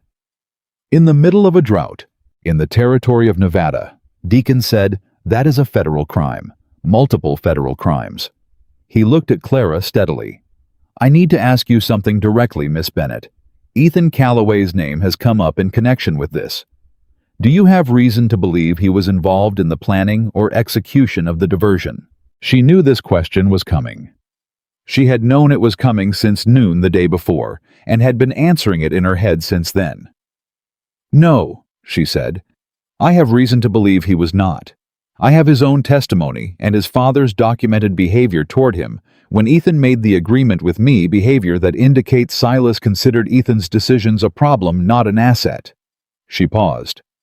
"A man running this scheme doesn't undermine his own son's position in the valley." Deacon looked at her for a moment. "You're protecting him." "I'm giving you accurate information," she said. "There's a difference." Deacon held her gaze, and whatever he saw there appeared to satisfy him. "All right," he said. "I'll need to speak with Ethan Callaway directly, and I'll need to speak with Silas." He stood. "I'm placing the upstream property under federal lien effective today. No water moves from that reservoir until this is adjudicated." He picked up his hat. "Miss Bennett, stay accessible. I may need your testimony in the next 72 hours. "I'm not going anywhere," Clara said. He left. Harold closed the door behind him and turned to look at her. "You all right?" "Getting there," she said, which was what she always said, and she meant it slightly more than usual. She sent word to Ethan through Pete Dawes again, 3 words written on a scrap of paper. "Marshall is here." Pete came back 2 hours later with Ethan's reply also. 3 words I know. "Coming in." He arrived at Harold's office at 4 in the afternoon, and Clara was still there sitting in the chair by the window, and when he came through the door, she looked at his face and saw that the thing she had read there in the barn 2 days ago, that stripped floor-dropping quality, had not left. It had settled in. He looked like a man who had been living with a specific knowledge for 48 hours and had made his peace with what it required, which was not the same as being at peace with it. "My father knows the marshal is here," Ethan said, sitting across from her. Wade Pruitt told him inside an hour of the man arriving.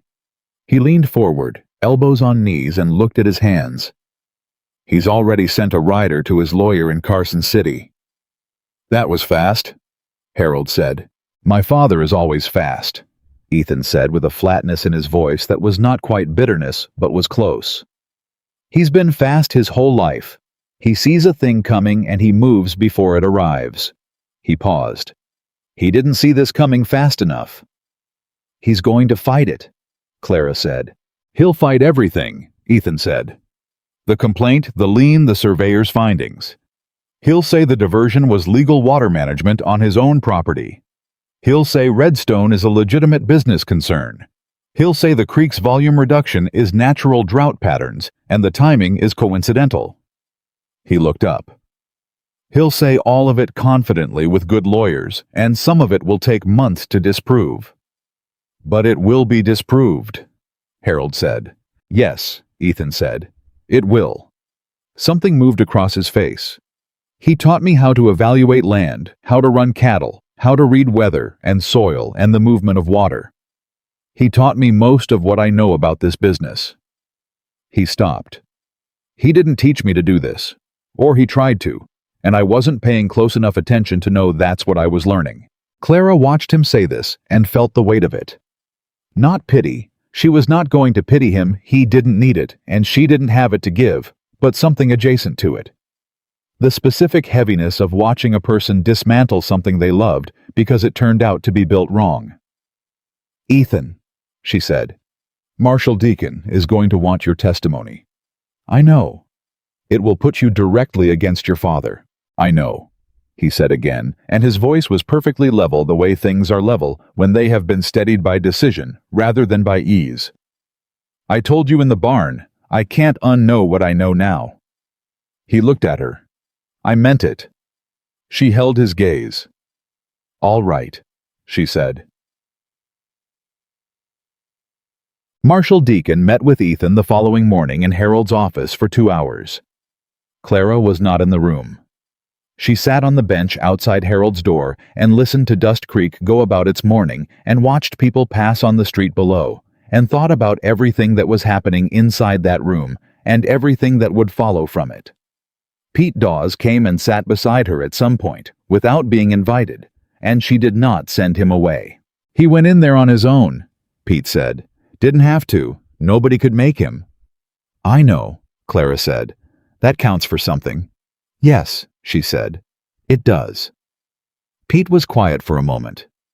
"Miss Bennett, can I ask you something?" "Go ahead." "Did you trust him before you knew for sure he wasn't part of it?" Clara thought about the spring, about the handshake, about "you're right," said without hesitation in a room full of people where most men would have deflected. She thought about the pipe going in on a Saturday, and Ethan working alongside his men with mortar on his arm, and the way he had laughed short and rusty and genuine when she told him that was her mortar. "Not completely," she said honestly, "but enough." Pete nodded slowly. "How do you know how much is enough?" She thought about that.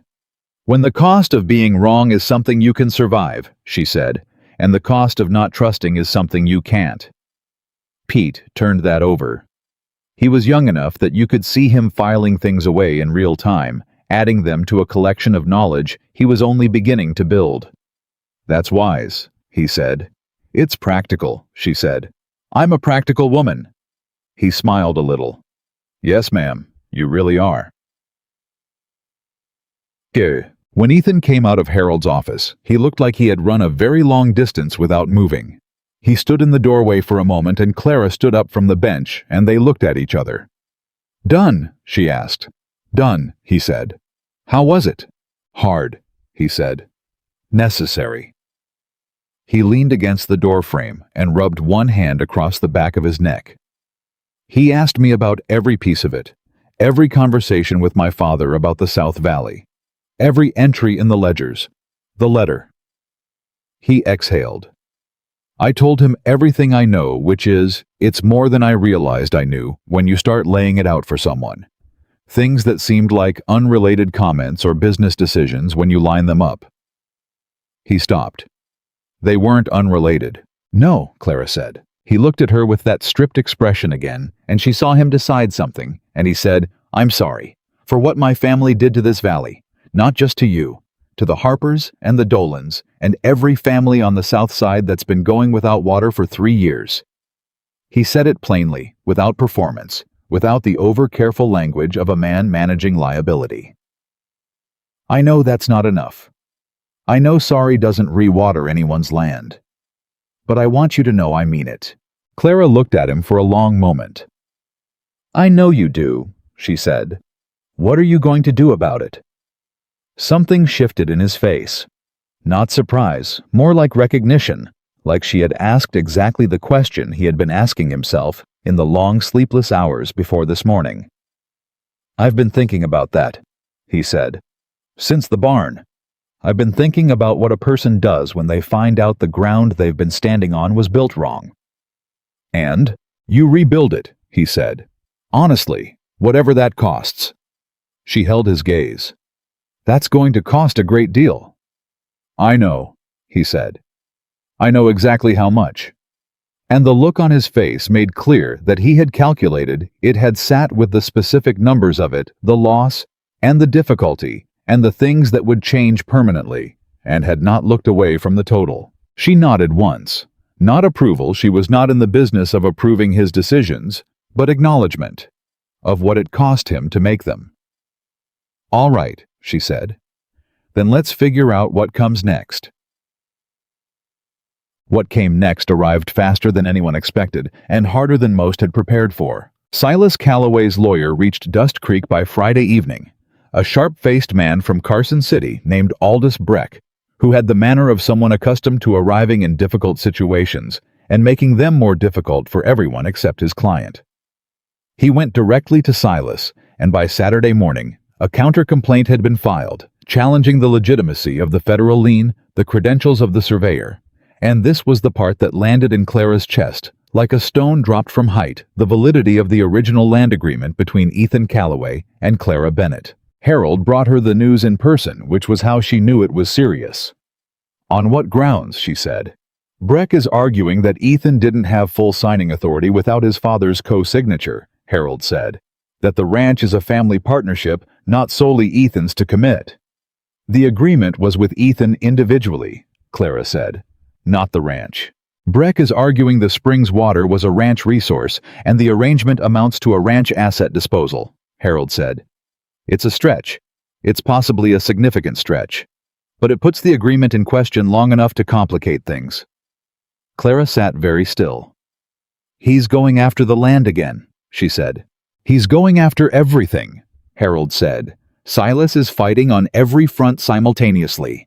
The lien, Ethan's testimony, your agreement. He's betting that if he creates enough legal friction in enough places at once, something gives way before the federal case is decided. She thought about the Harpers and the Dolans. She thought about 30 cents on the dollar.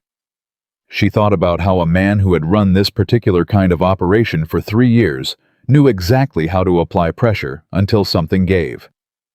What do we do? She said. We hold, Harold said. Every front. We hold. The town meeting happened on Sunday and nobody planned it. It started because Franklin Webb told Roy Tinker about the counter-complaint, and Roy Tinker told the Brennan brothers who farmed the east side of the South Valley, and the Brennan brothers had been watching their grain dry up for 2 summers, and had opinions about that which needed somewhere to go. By 11 o'clock on Sunday morning, 15 people had gathered in the street outside Hattie's table, and by noon, it was 30. And Hattie herself, bad-hip tobacco-stained fingers, 30 years of Dust Creek in every line of her face, came out and said, "Y'all might as well come inside. I'll put coffee on." Clara had not expected to speak. She had planned to listen. But Tom Brennan, who was 54 and had deep grooves beside his mouth from 15 years of squinting into the Nevada sun, said, "Clara Bennett's the one who filed the complaint. Clara ought to tell us where it stands." and 30 people turned and looked at her, and she did not have the option of declining. She stood at the front of the room and told them. All of it. The Redstone Company, the diversion, the reservoir, the surveyor's findings, the federal lien, the counter-complaint. She told it plainly, without drama, without softening, because these were people who had been managing without water for 2 summers, and they deserved the truth given to them straight. The room was very quiet when she finished. Then Tom Brennan said, "He stored our water in a reservoir on his own land and was going to sell it back to us." "That's the evidence, yes," Clara said. The sound that went through the room was not loud. It was the specific sound of a collective understanding settling heavy and irreversible. "My family sold out for $600, said a woman in the back that Clara recognized as the Dolan daughter, grown now back in town visiting her aunt. $600 for land my grandfather broke his back on, because the water was gone." Her voice was steady. "It didn't just go." "No," Clara said. "It didn't just go." The room held that. Then Hattie said from behind the counter, "What do we need to do?" Clara started to answer, and then the door opened, and Ethan Calloway walked in. The room changed immediately. Not with anger, there was no shouting, no physical movement toward him, but with a specific kind of watchfulness. Every person in the room recalibrating in real time, because the last Calloway standing in a room where Calloway damage was being discussed was an event that required assessment. Ethan stopped inside the door. He read the room in one sweep. He did not explain himself, did not defend himself, did not produce anything that looked like a prepared statement. He just took his hat off and held it and said, "I know what my family did. I testified to the federal marshal about it 2 days ago. I'm here because I want to know what you need from me." Silence. Tom Brennan said, "You knew." "No," Ethan said. "I found out when Clara found out. My testimony helped establish what happened and when. My father is fighting it." He paused. "I'm not fighting it. I'm here." Another silence, different from the first, less hard, not yet soft.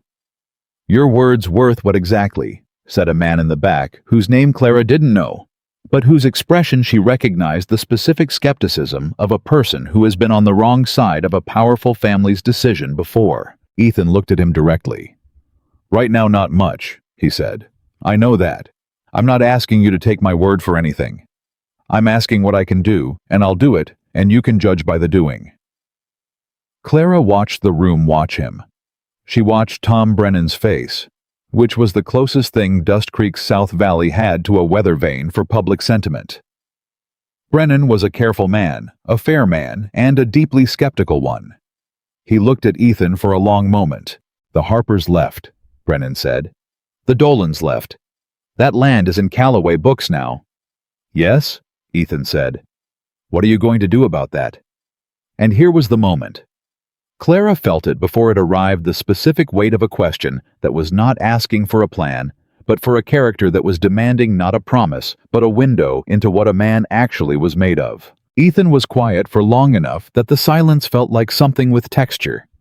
Then he said, "I'm going to deed that land back, both properties, at the price it would have sold for without the water manipulation." He paused. "I have to talk to lawyers about how that works with the federal case pending, but that's the direction I'm going." Nobody spoke. "It won't make it right," Ethan said. "It won't undo what was done. But it's what I can do, and I'm going to do it." Tom Brennan looked at him for a long time. He looked at Clara. He looked back at Ethan. Then he turned to the room and said, "I'm willing to wait and see," which in Tom Brennan's particular economy of words was approximately the same as saying he was willing to believe. The meeting went on for another 2 hours. Practical things, what the federal case required from community members who should file additional testimony, what the timeline looked like, what happened to the water during adjudication. Harold answered most of the legal questions. Ethan answered questions about the ranch's water usage and the reservoir capacity. Clara answered questions about the spring and the pipe agreement and what the marshal had said about the lien. By the time it was over, something had shifted in the room. Not resolved. Nothing was resolved. Everything was still in motion and would be for months, but shifted. The 30 people in Hattie's table had gone in as individuals managing individual problems and come out as something slightly more organized, slightly more connected, with a slightly clearer picture of what they were facing and who was facing it alongside them. Hattie refilled coffee until the pot was empty. She did not charge anyone for it. Ethan stayed after the others left. He stayed and helped stack chairs which Clara noticed and which she thought nobody else noticed, but which Pete Dawes, who had come in quietly an hour into the meeting and sat in the back, definitely noticed. When the room was straightened, Pete slipped out, and it was just Clara and Ethan and Hattie, who had retreated to her kitchen with the pointed discretion of a woman who had been reading rooms for 6 decades. Clara leaned against the counter. Ethan stood by the window, hat in hand. Neither of them spoke for a moment. "The land deed," she said finally. "You said it without planning to." "No," he said. "I'd been planning it since Thursday. I just didn't know when I was going to say it out loud." "Your father is going to fight that too. Everything he can," Ethan said. "The ranch is partly his name and partly my management rights. The parcels that came from the Harper and Dolan sales are in the ranch entity, not his personal name." He paused. "My lawyer thinks I have the authority to deed them back independently, given that I'm the managing partner. My father's lawyer disagrees." The corner of his mouth moved not quite a smile. "We'll see who's right. It'll take time." "Yes," he said. "Most things worth doing do." She looked at him across the empty room. "That was hard," she said. "What you did in there, standing in that room." "It needed doing," he said. "A lot of things need doing," she said. "Not everyone does them." He looked at her, and there was something open in his face, something that was not the assessed expression he usually wore in public spaces, but something more unguarded, more honest. "Clara," he said quietly, "can I ask you something?" She waited. "When you came to the barn," he said, "with Harold's documents you said you had to decide something first, whether I knew." He paused. "What made you decide I didn't?" She thought about how to answer that honestly. She thought about the spring and the mortar and the handshake and the way he had said, "You're right," in the early days when most men in his position would have found a softer word. She thought about the look on his face when she had first shown him the documents. Not the look of a man caught, but the look of a man falling through his own understanding of something he thought he knew. "The letter," she said finally. "Not Harold's. Yours." He frowned slightly. "I didn't write you a letter." "The ledger entry," she said. "The one you brought to Harold's office. The payment to Redstone for consulting services." She paused. "You brought that yourself. You didn't have to. Harold already had enough without it.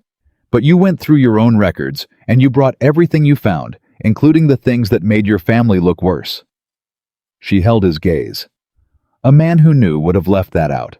He was quiet. He looked at her with that open, careful expression. "A man who didn't know," she continued, "and who was angry about not knowing and determined to do right by what he'd found. That man brings everything." Ethan looked at the floor for a moment. When he looked up again, his eyes were steady and very direct. "I don't know how this ends," he said. "The case, the ranch, any of it. I don't know what's going to be left when my father's lawyers are done, and the marshal's office is done, and the territorial court weighs in." He paused. "But I know what I'm going to do in the middle of all of it. I'm going to do what I said in that room. The land, the water, the accounting, all of it as honest as I can make it." "Good," Clara said. "And I know—" He stopped, looked at his hat, looked back up. "I know that whatever is left, whatever I'm standing on when it's over, I would like you to be part of it, in whatever way makes sense, in whatever way you're willing." The room was very still. Outside, Dust Creek moved quietly in the afternoon heat, and George was tied at the post outside, presumably expressing his opinion of the whole situation to the air. Clara looked at Ethan Calloway for a long moment. She thought about 4 years of doing everything alone, and the specific weight of that, and the specific strange lightness of the last 2 months. and what it meant that this man had stood in a room full of people who had reason to distrust him and asked what he could do, rather than explaining what he hadn't done. She thought about trust, about what it was built from, and how long it took, and what it meant that something in her chest had been building it for 2 months against her own better judgment. "Let's get through the case first," she said. "That's not a no," he said. "No," she said. "It's not." Something moved across his face, relief she thought, and also something that had no specific name, but that she recognized, because she had felt it herself in the last several weeks in the slow way that things you haven't allowed yourself to want become things you have to admit you want, despite everything. "All right," he said. He put his hat on. "Then let's get through the case." He walked to the door and stopped and turned back.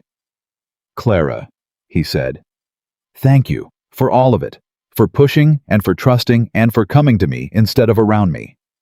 She nodded once. "Don't make me regret it," she said.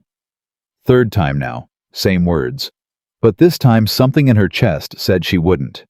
He smiled real and full, not the rusty half-laugh from early on, but something that had found its footing, and then he was gone, the door settling quiet behind him. Hattie came out from the kitchen approximately 4 seconds later. "Don't," said Clara. "I wasn't going to say a word," said Hattie, and poured herself a coffee and sat down at the long table with the expression of a woman who had said everything she needed to say with her timing alone. Clara looked at the closed door. She looked at Hattie. She picked up her apron and tied it back on. Outside, the summer held its heat like a promise it intended to keep, and the South Valley waited, and the water behind the federal lien sat still in its stolen reservoir, and somewhere in Carson City, a case was building that would take what had been done in the dark and bring it into the full, unforgiving light of territorial law. And in Dust Creek, Nevada, in the summer of 1873, a woman who had pressed her palm to the dirt and made herself a promise was still standing, still watching, still waiting for what came next. The federal case moved faster than anyone in Dust Creek expected, and slower than anyone could stand. The first 3 weeks after the town meeting were a particular kind of waiting that wore on a person, not the clean, empty waiting of someone with nothing to do, but the loaded waiting of someone who has set something in motion and cannot yet see where it lands. Clara went to work. She carried the pots and the plates. She listened to the town talk about itself, which it did constantly, and with great enthusiasm, and she filtered what was useful from what was noise, and she kept her own counsel about most of it. The noise was considerable. Aldous Breck Silas's lawyer from Carson City had filed 4 separate motions challenging different aspects of the federal complaint in the first 10 days alone. Each motion was reported in the Dust Creek General Store within hours of its filing, filtered through Franklin Webb, who had a cousin in the county clerk's office, distorted slightly with each retelling until what arrived at Hattie's table bore only a family resemblance to the original fact. Clara stopped listening to the retold versions and went directly to Harold for information, which Harold provided in his precise, tobacco-scented way, and which was consistently less dramatic and more sobering than the rumor mill's version. The most sobering thing Harold told her on a Tuesday morning 2 weeks after the town meeting was this: Breck had found a procedural argument about the surveyor's credentials that had legs. Not strong legs, Harold said, but legs. Enough to delay the lien adjudication by potentially 6 to 8 weeks. 6 to 8 weeks, Clara said. Possibly, Harold said. Breck is good at delay. Delay is expensive for the other side and cheap for a man with resources. Silas knows that. What does Ethan say? Harold paused. Ethan has retained his own lawyer, separate from his father's. He let that sit for a moment. That became public knowledge yesterday. Clara looked at him. How did Silas take that? I'm told, Harold said carefully, that the conversation was significant. She did not ask for details. She did not need them. She could imagine well enough the shape of a conversation between a father who had built something by a particular set of rules over 30 years and a son who had decided those rules were wrong. She could imagine the specific fury of a man like Silas Calloway, discovering that the person he thought was his son, his ranch, his legacy, had separated himself and hired a lawyer, and filed on the other side of a line that Silas himself had drawn. She thought about what that cost Ethan. She thought about it more than she wanted to admit. He came to Hattie's table on Wednesday. Not his usual window table, he sat at the counter instead, which he had never done before, and which placed him in Clara's immediate working space in a way that was either deliberate or instinctive, and she wasn't sure which. He ordered coffee. He looked like a man who had been in several consecutive difficult conversations and was taking a short break between them. She poured his coffee without comment. He wrapped both hands around the cup. "You heard about the lawyer," he said. "Harold told me." "My father," he stopped, started differently. "We had words, yesterday, about the lawyer, about the case, about the land deed I've filed the paperwork on." He was quiet for a moment. "He said I was destroying everything he built." Clara kept working, refilling cups along the counter, giving him the space of her movement so he didn't have to look at her directly if he didn't want to. "What did you say?" she asked. "I said I was trying to build something that could actually stand," Ethan said. "He said that was naive. I said naive was better than dishonest." He looked at his cup. "He said I wasn't his son anymore." Clara stopped moving. She turned and looked at him. He was not performing distress. He had too much control for that, but there was something in the set of his jaw and the steadiness of his eyes that was the specific look of a man holding something very heavy, very still. "I'm sorry," she said. He shook his head once. "Don't be. He was wrong about too many things for me to carry his approval anymore." He paused. "But it still costs something. Even when it's the right thing, it costs." "Yes," Clara said. "It does." He looked up at her then, and something in his face was more open than she had ever seen it, not broken, not lost, but open in the way of someone who has set down a thing they've been carrying a long time and is still feeling the absence of the weight. "How do you do it?" he said. "You've been doing this alone for 4 years, every hard thing alone. Where do you put it?" She thought about that honestly. "You don't put it anywhere," she said. "You carry it. You get stronger from carrying it, or you don't. Either way, you keep moving, because standing still isn't an option." He looked at her for a long moment. "Daniel was lucky," he said, "to have had you." The words landed quietly. She had not expected them. She felt them settle somewhere in her chest in the place where Daniel's name lived, which was a place she kept careful and private and did not often allow visitors. She held the feeling for a moment without shutting it away. "He knew it," she said finally. "He told me so." Ethan nodded. He drank his coffee. He did not say anything else, and she did not need him to. They existed in the same quiet for a few minutes, the counter between them and the sounds of Hattie's table around them, and it was not uncomfortable. It was something she did not have a word for and did not try to name. He left $2 on the counter when he went, which was generous for one coffee and which she put in the register without remark. The twist, when it came from a direction nobody had been watching. It came from Denver. 3 weeks after the town meeting, Marshal Deacon rode back into Dust Creek with 2 men from the Federal Land Office and a document that Harold Finch read 3 times before he looked up with an expression Clara had not seen on his face before, something between professional satisfaction and genuine shock. "There's a second company," Harold said. Clara sat very still. "What?" "Redstone Land Associates," Harold said, "was not the only vehicle. There is a second holding company registered in Colorado, not Nevada, called Meridian Water Trust." He set the document down. "Meridian has been filing water diversion permits across 4 counties in 2 territories for the past 5 years, not just here. The South Valley Creek is one of 9 waterways that Meridian has systematically diverted or purchased access to in Nevada and Utah." The room tilted slightly in her understanding. "It's not just Dust Creek," she said. "No," Harold said. "It was never just Dust Creek. Silas Calloway is a principal in Meridian, along with 6 other investors, 2 of whom are territorial politicians." He paused. "This is not a local land scheme. This is a coordinated water monopoly across the region. The cold moved through her chest, and this time it was bigger than anything she had felt before. "How many families?" she said. Harold looked at the document. The federal investigators believe the combined impact of Meridian's operations has affected somewhere between 60 and 80 farm properties across the 4 counties. He looked up. "And they believe the Dust Creek complaint, your complaint, was the first one that gave them the thread they needed to pull." Clara sat with that for a long time. 60 to 80 families.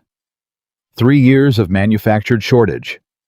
30 cents on the dollar repeated across 4 counties by a group of men who had looked at the most essential thing in a desert territory, water, and decided to own it. She thought about pressing her palm to the dirt and not crying. She thought about it as a personal story. A small story. A woman keeping her land, and her spring, and her signed agreement. And she thought about how sometimes a small story is also a hinge. A place where something much larger turns, and you don't know you're standing at the hinge until the door begins to move. "The territorial politicians," she said. "Will that complicate things?" "Yes," Harold said. "Make the case go away?" "No, not at the federal level. Deacon tells me the U.S. Attorney's Office in San Francisco has been briefed. This is now a federal prosecution." She exhaled slowly. "How does this affect the local case? The lien the land deeds?" "The Meridian connection actually accelerates it," Harold said. "Breck's procedural delays lose their teeth when the federal scope expands this significantly. The judge isn't going to allow 6 weeks of delay over a surveyor's credentials when the U.S. attorney is involved." He paused.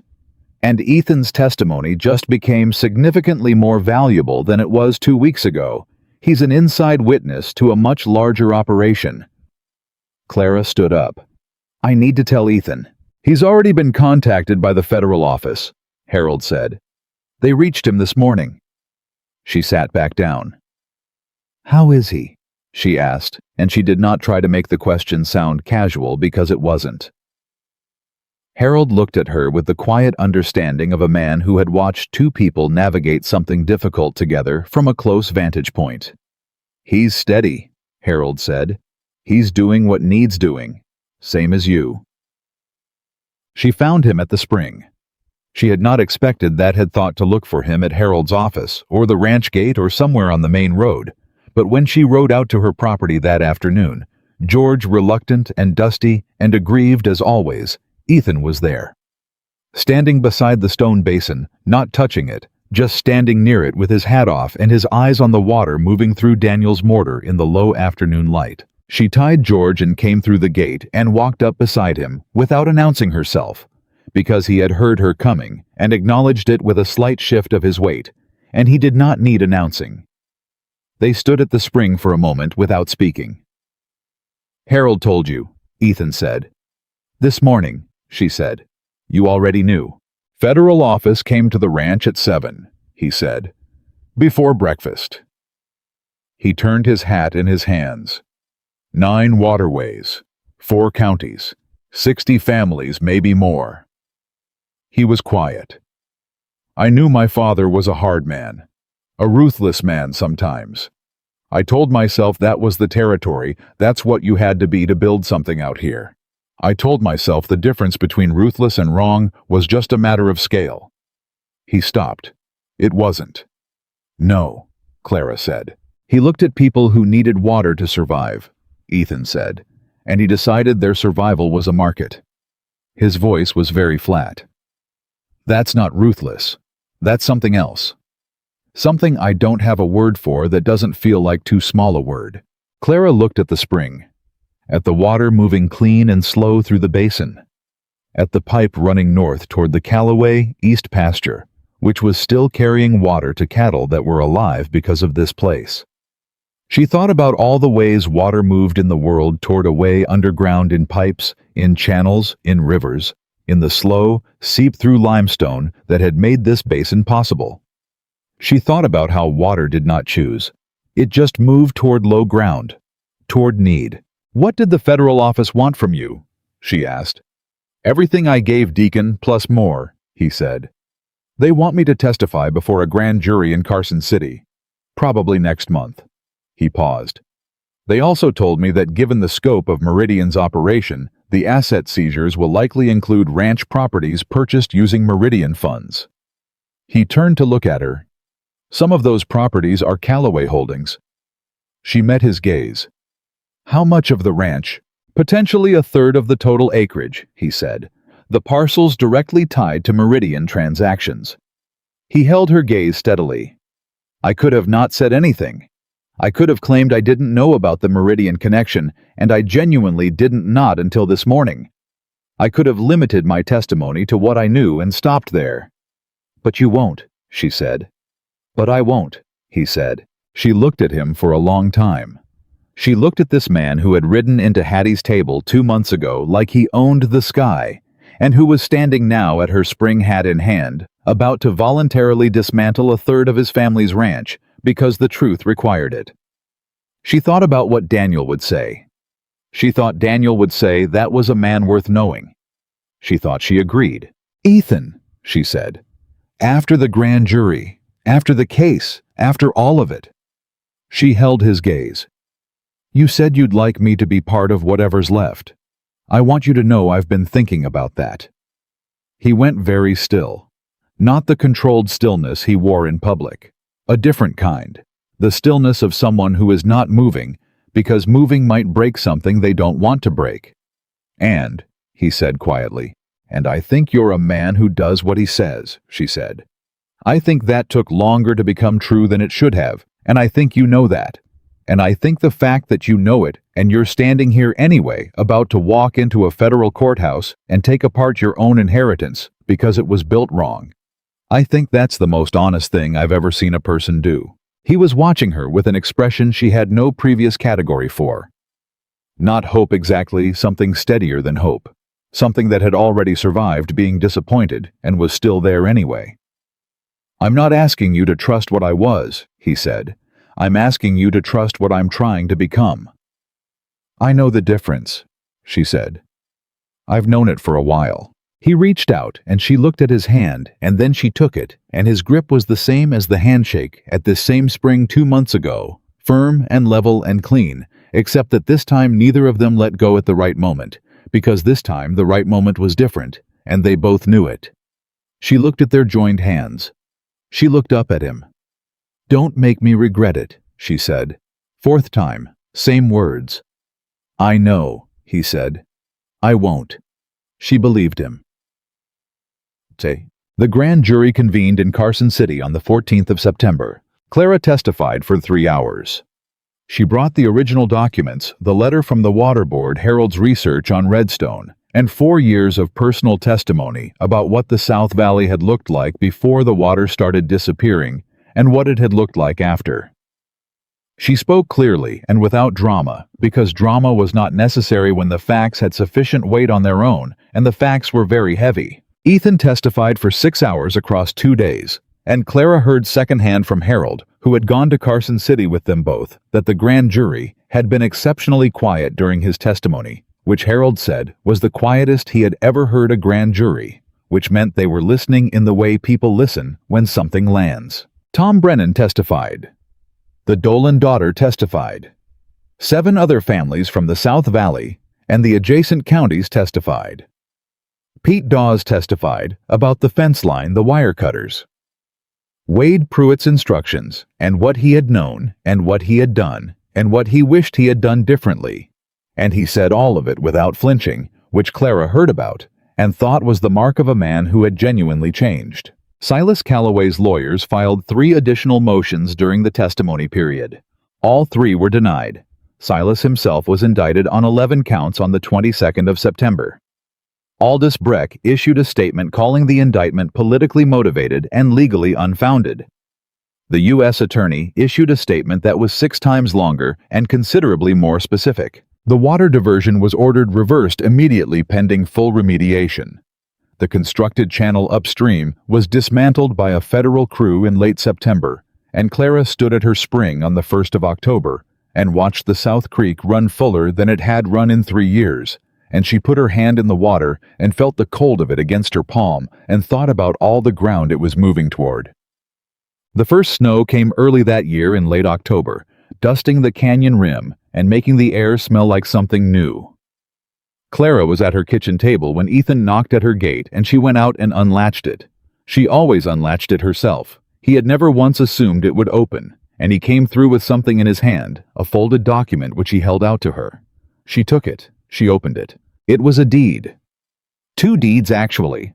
The Harper property and the Dolan property transferred back to their respective families at assessed fair value, with a note from the federal court acknowledging the transfers as restitutive and valid. Both deeds bore Ethan's signature and the court's seal dated 3 days earlier. "The Harpers are in Utah," she said. "I sent a rider," Ethan said. "I offered them the deed and the cash difference between what they sold for and what the land was worth without the water manipulation. They're deciding whether to come back." He paused. "The Dolan daughter accepted immediately. She's coming in the spring." Clara looked at the deeds. She looked at the signatures. She looked up at him. "This is real," she said, which was not a question. "This is real," he said. She folded the deeds carefully and held them against her chest for a moment, the way she had held her own deed that first day that paper Harold filed, the one that had started all of this. She thought about how paper could be the most powerful thing in a territory, more powerful than guns or money, or the size of a man's name burned into a gate crossbeam. Paper was where truth got fixed in place. Paper was where you put things you needed to last. "Come inside," she said. "I'll make coffee." He came inside. It was the first time he had been inside her house. He stood in the kitchen and looked at the room, at the small table, where she had written the letter to the water board, at the drawer, where she kept her signed agreement, at the window above the wash basin that looked out toward the pen where George was engaged in his customary practice of staring at the middle distance with deep philosophical resignation. "It's good," Ethan said, looking around. "It's mine," she said, which was what she always said about it, which was the most important thing about it. "Yes," he said. "It is." And the way he said it was not a diminishment but a recognition, an acknowledgement that the fact of it being hers was the precise thing that made it worth saying. She put the coffee on. He sat at the small table, hat on his knee, and they talked for 2 hours about the practical things, the ranch's reduced acreage, and what that meant for the cattle numbers, the water sharing agreement, and whether it needed updating. Now that the creek was running full again, the question of the reservoir upstream and what the federal court planned to do with the stored water. They talked about Pete Dawes, who had asked Ethan for a wage increase and a permanent position, and gotten both, and about Tom Brennan's grain crop, which had come in better than expected once the creek ran right. They talked about Harold Finch, who was planning to retire in the spring and was looking for someone to take over his practice, and about the Dolan daughter whose name was Margaret and who was 26 and had apparently already written 3 letters about her plans for the family land. They talked the way people talk when they have been through something hard together and have come out the other side and are still surprisingly there, with an ease that had been earned rather than assumed, a comfort that did not need to fill every silence, a familiarity that had grown the way honest things grow, slowly and with roots. At some point the coffee ran out and Clara made more, and outside the first real cold of the year was moving through the canyon, and George had retreated to his shelter in his pen, and the pipe running north carried water quietly in the dark. "I want to ask you something," Ethan said. She brought the fresh coffee to the table and sat down. "All right. The spring," he said. "The pipe agreement. It served its purpose. The east pasture cattle are stable. The creek's running again. There are other options now." He paused. "I want to offer you something in return for what you gave this valley. Not the spring that's yours permanently, as it says on the paper. But I want to offer you partnership in a water cooperative. I've been talking to Brennan and some of the other South Valley farmers. The idea is a shared water management association, the spring, the creek, the upstream property. Once the federal remediation is done, managed collectively with all the valley families as equal partners." He held her gaze. "I want you to run it. Not me. You." Clara looked at him. "You're the one who filed the complaint?" he said. "You're the one who mapped the threads and went to Harold and came to the barn with the documents and stood in that town meeting and told 30 people the truth plainly. You're the one this valley came to when it needed someone to trust. He paused. That's leadership, Clara. I'm not going to pretend I didn't notice it. She thought about it honestly, the way she thought about everything, looking at the weight of it, the responsibility, what it would require, and what it would give. She thought about a woman who had pressed her palm to the dirt 4 years ago with $11.40, and a mule who hated her. She thought about what 4 years of that particular stubbornness had built. She thought about 60 families across 4 counties whose water was running again because of a letter she had written on a summer evening at this kitchen table. It won't be easy, she said. Nothing worth doing is, Ethan said. She looked at him across the table. You'd step back, genuinely. Let it be mine to run. I'd be a partner, he said. Same as everyone else. 1 vote, no more. She held his gaze. She saw no angle in it, no strategy, no long-planned maneuver. She saw a man who had spent 2 months dismantling what his family had built wrong, and who wanted to spend the next part of his life building something right, and who had the rare and specific honesty to understand that the building right part was not going to be led by someone with the Callaway name. Yes, she said. He exhaled 1 breath, quiet and deep, the specific exhale of someone who has been braced for longer than they realized. Yes, she said again more firmly. I'll do it. He nodded, and then he smiled, the full one, the one that had found its footing, the one that changed his whole face, and she did not look away from it this time. The Dust Creek Water Cooperative was formally established in November of 1873, with 12 founding families and a charter that Clara wrote herself. Sitting at her kitchen table, with Harold's legal books stacked to her left, and a pot of coffee to her right, and George visible through the window, standing in his pen, in the first real cold of winter, with his particular expression of dignified suffering. The charter established equal voting rights for all member families, shared access to water resources regardless of land size, a seasonal management committee elected annually, and a legal protection clause that Harold had spent 3 days refining, and that made it functionally impossible for any single entity to acquire controlling interest in the cooperative's water rights. Clara signed first. Ethan signed fifth after Tom Brennan, the Dolan daughter Margaret, and Franklin Webb. Pete Dawes witnessed. Harold Finch, sitting in the corner of his office with his pipe finally lit, watched the signing with an expression that was the closest Clara had ever seen him come to visibly moved, and which she tactfully did not comment on.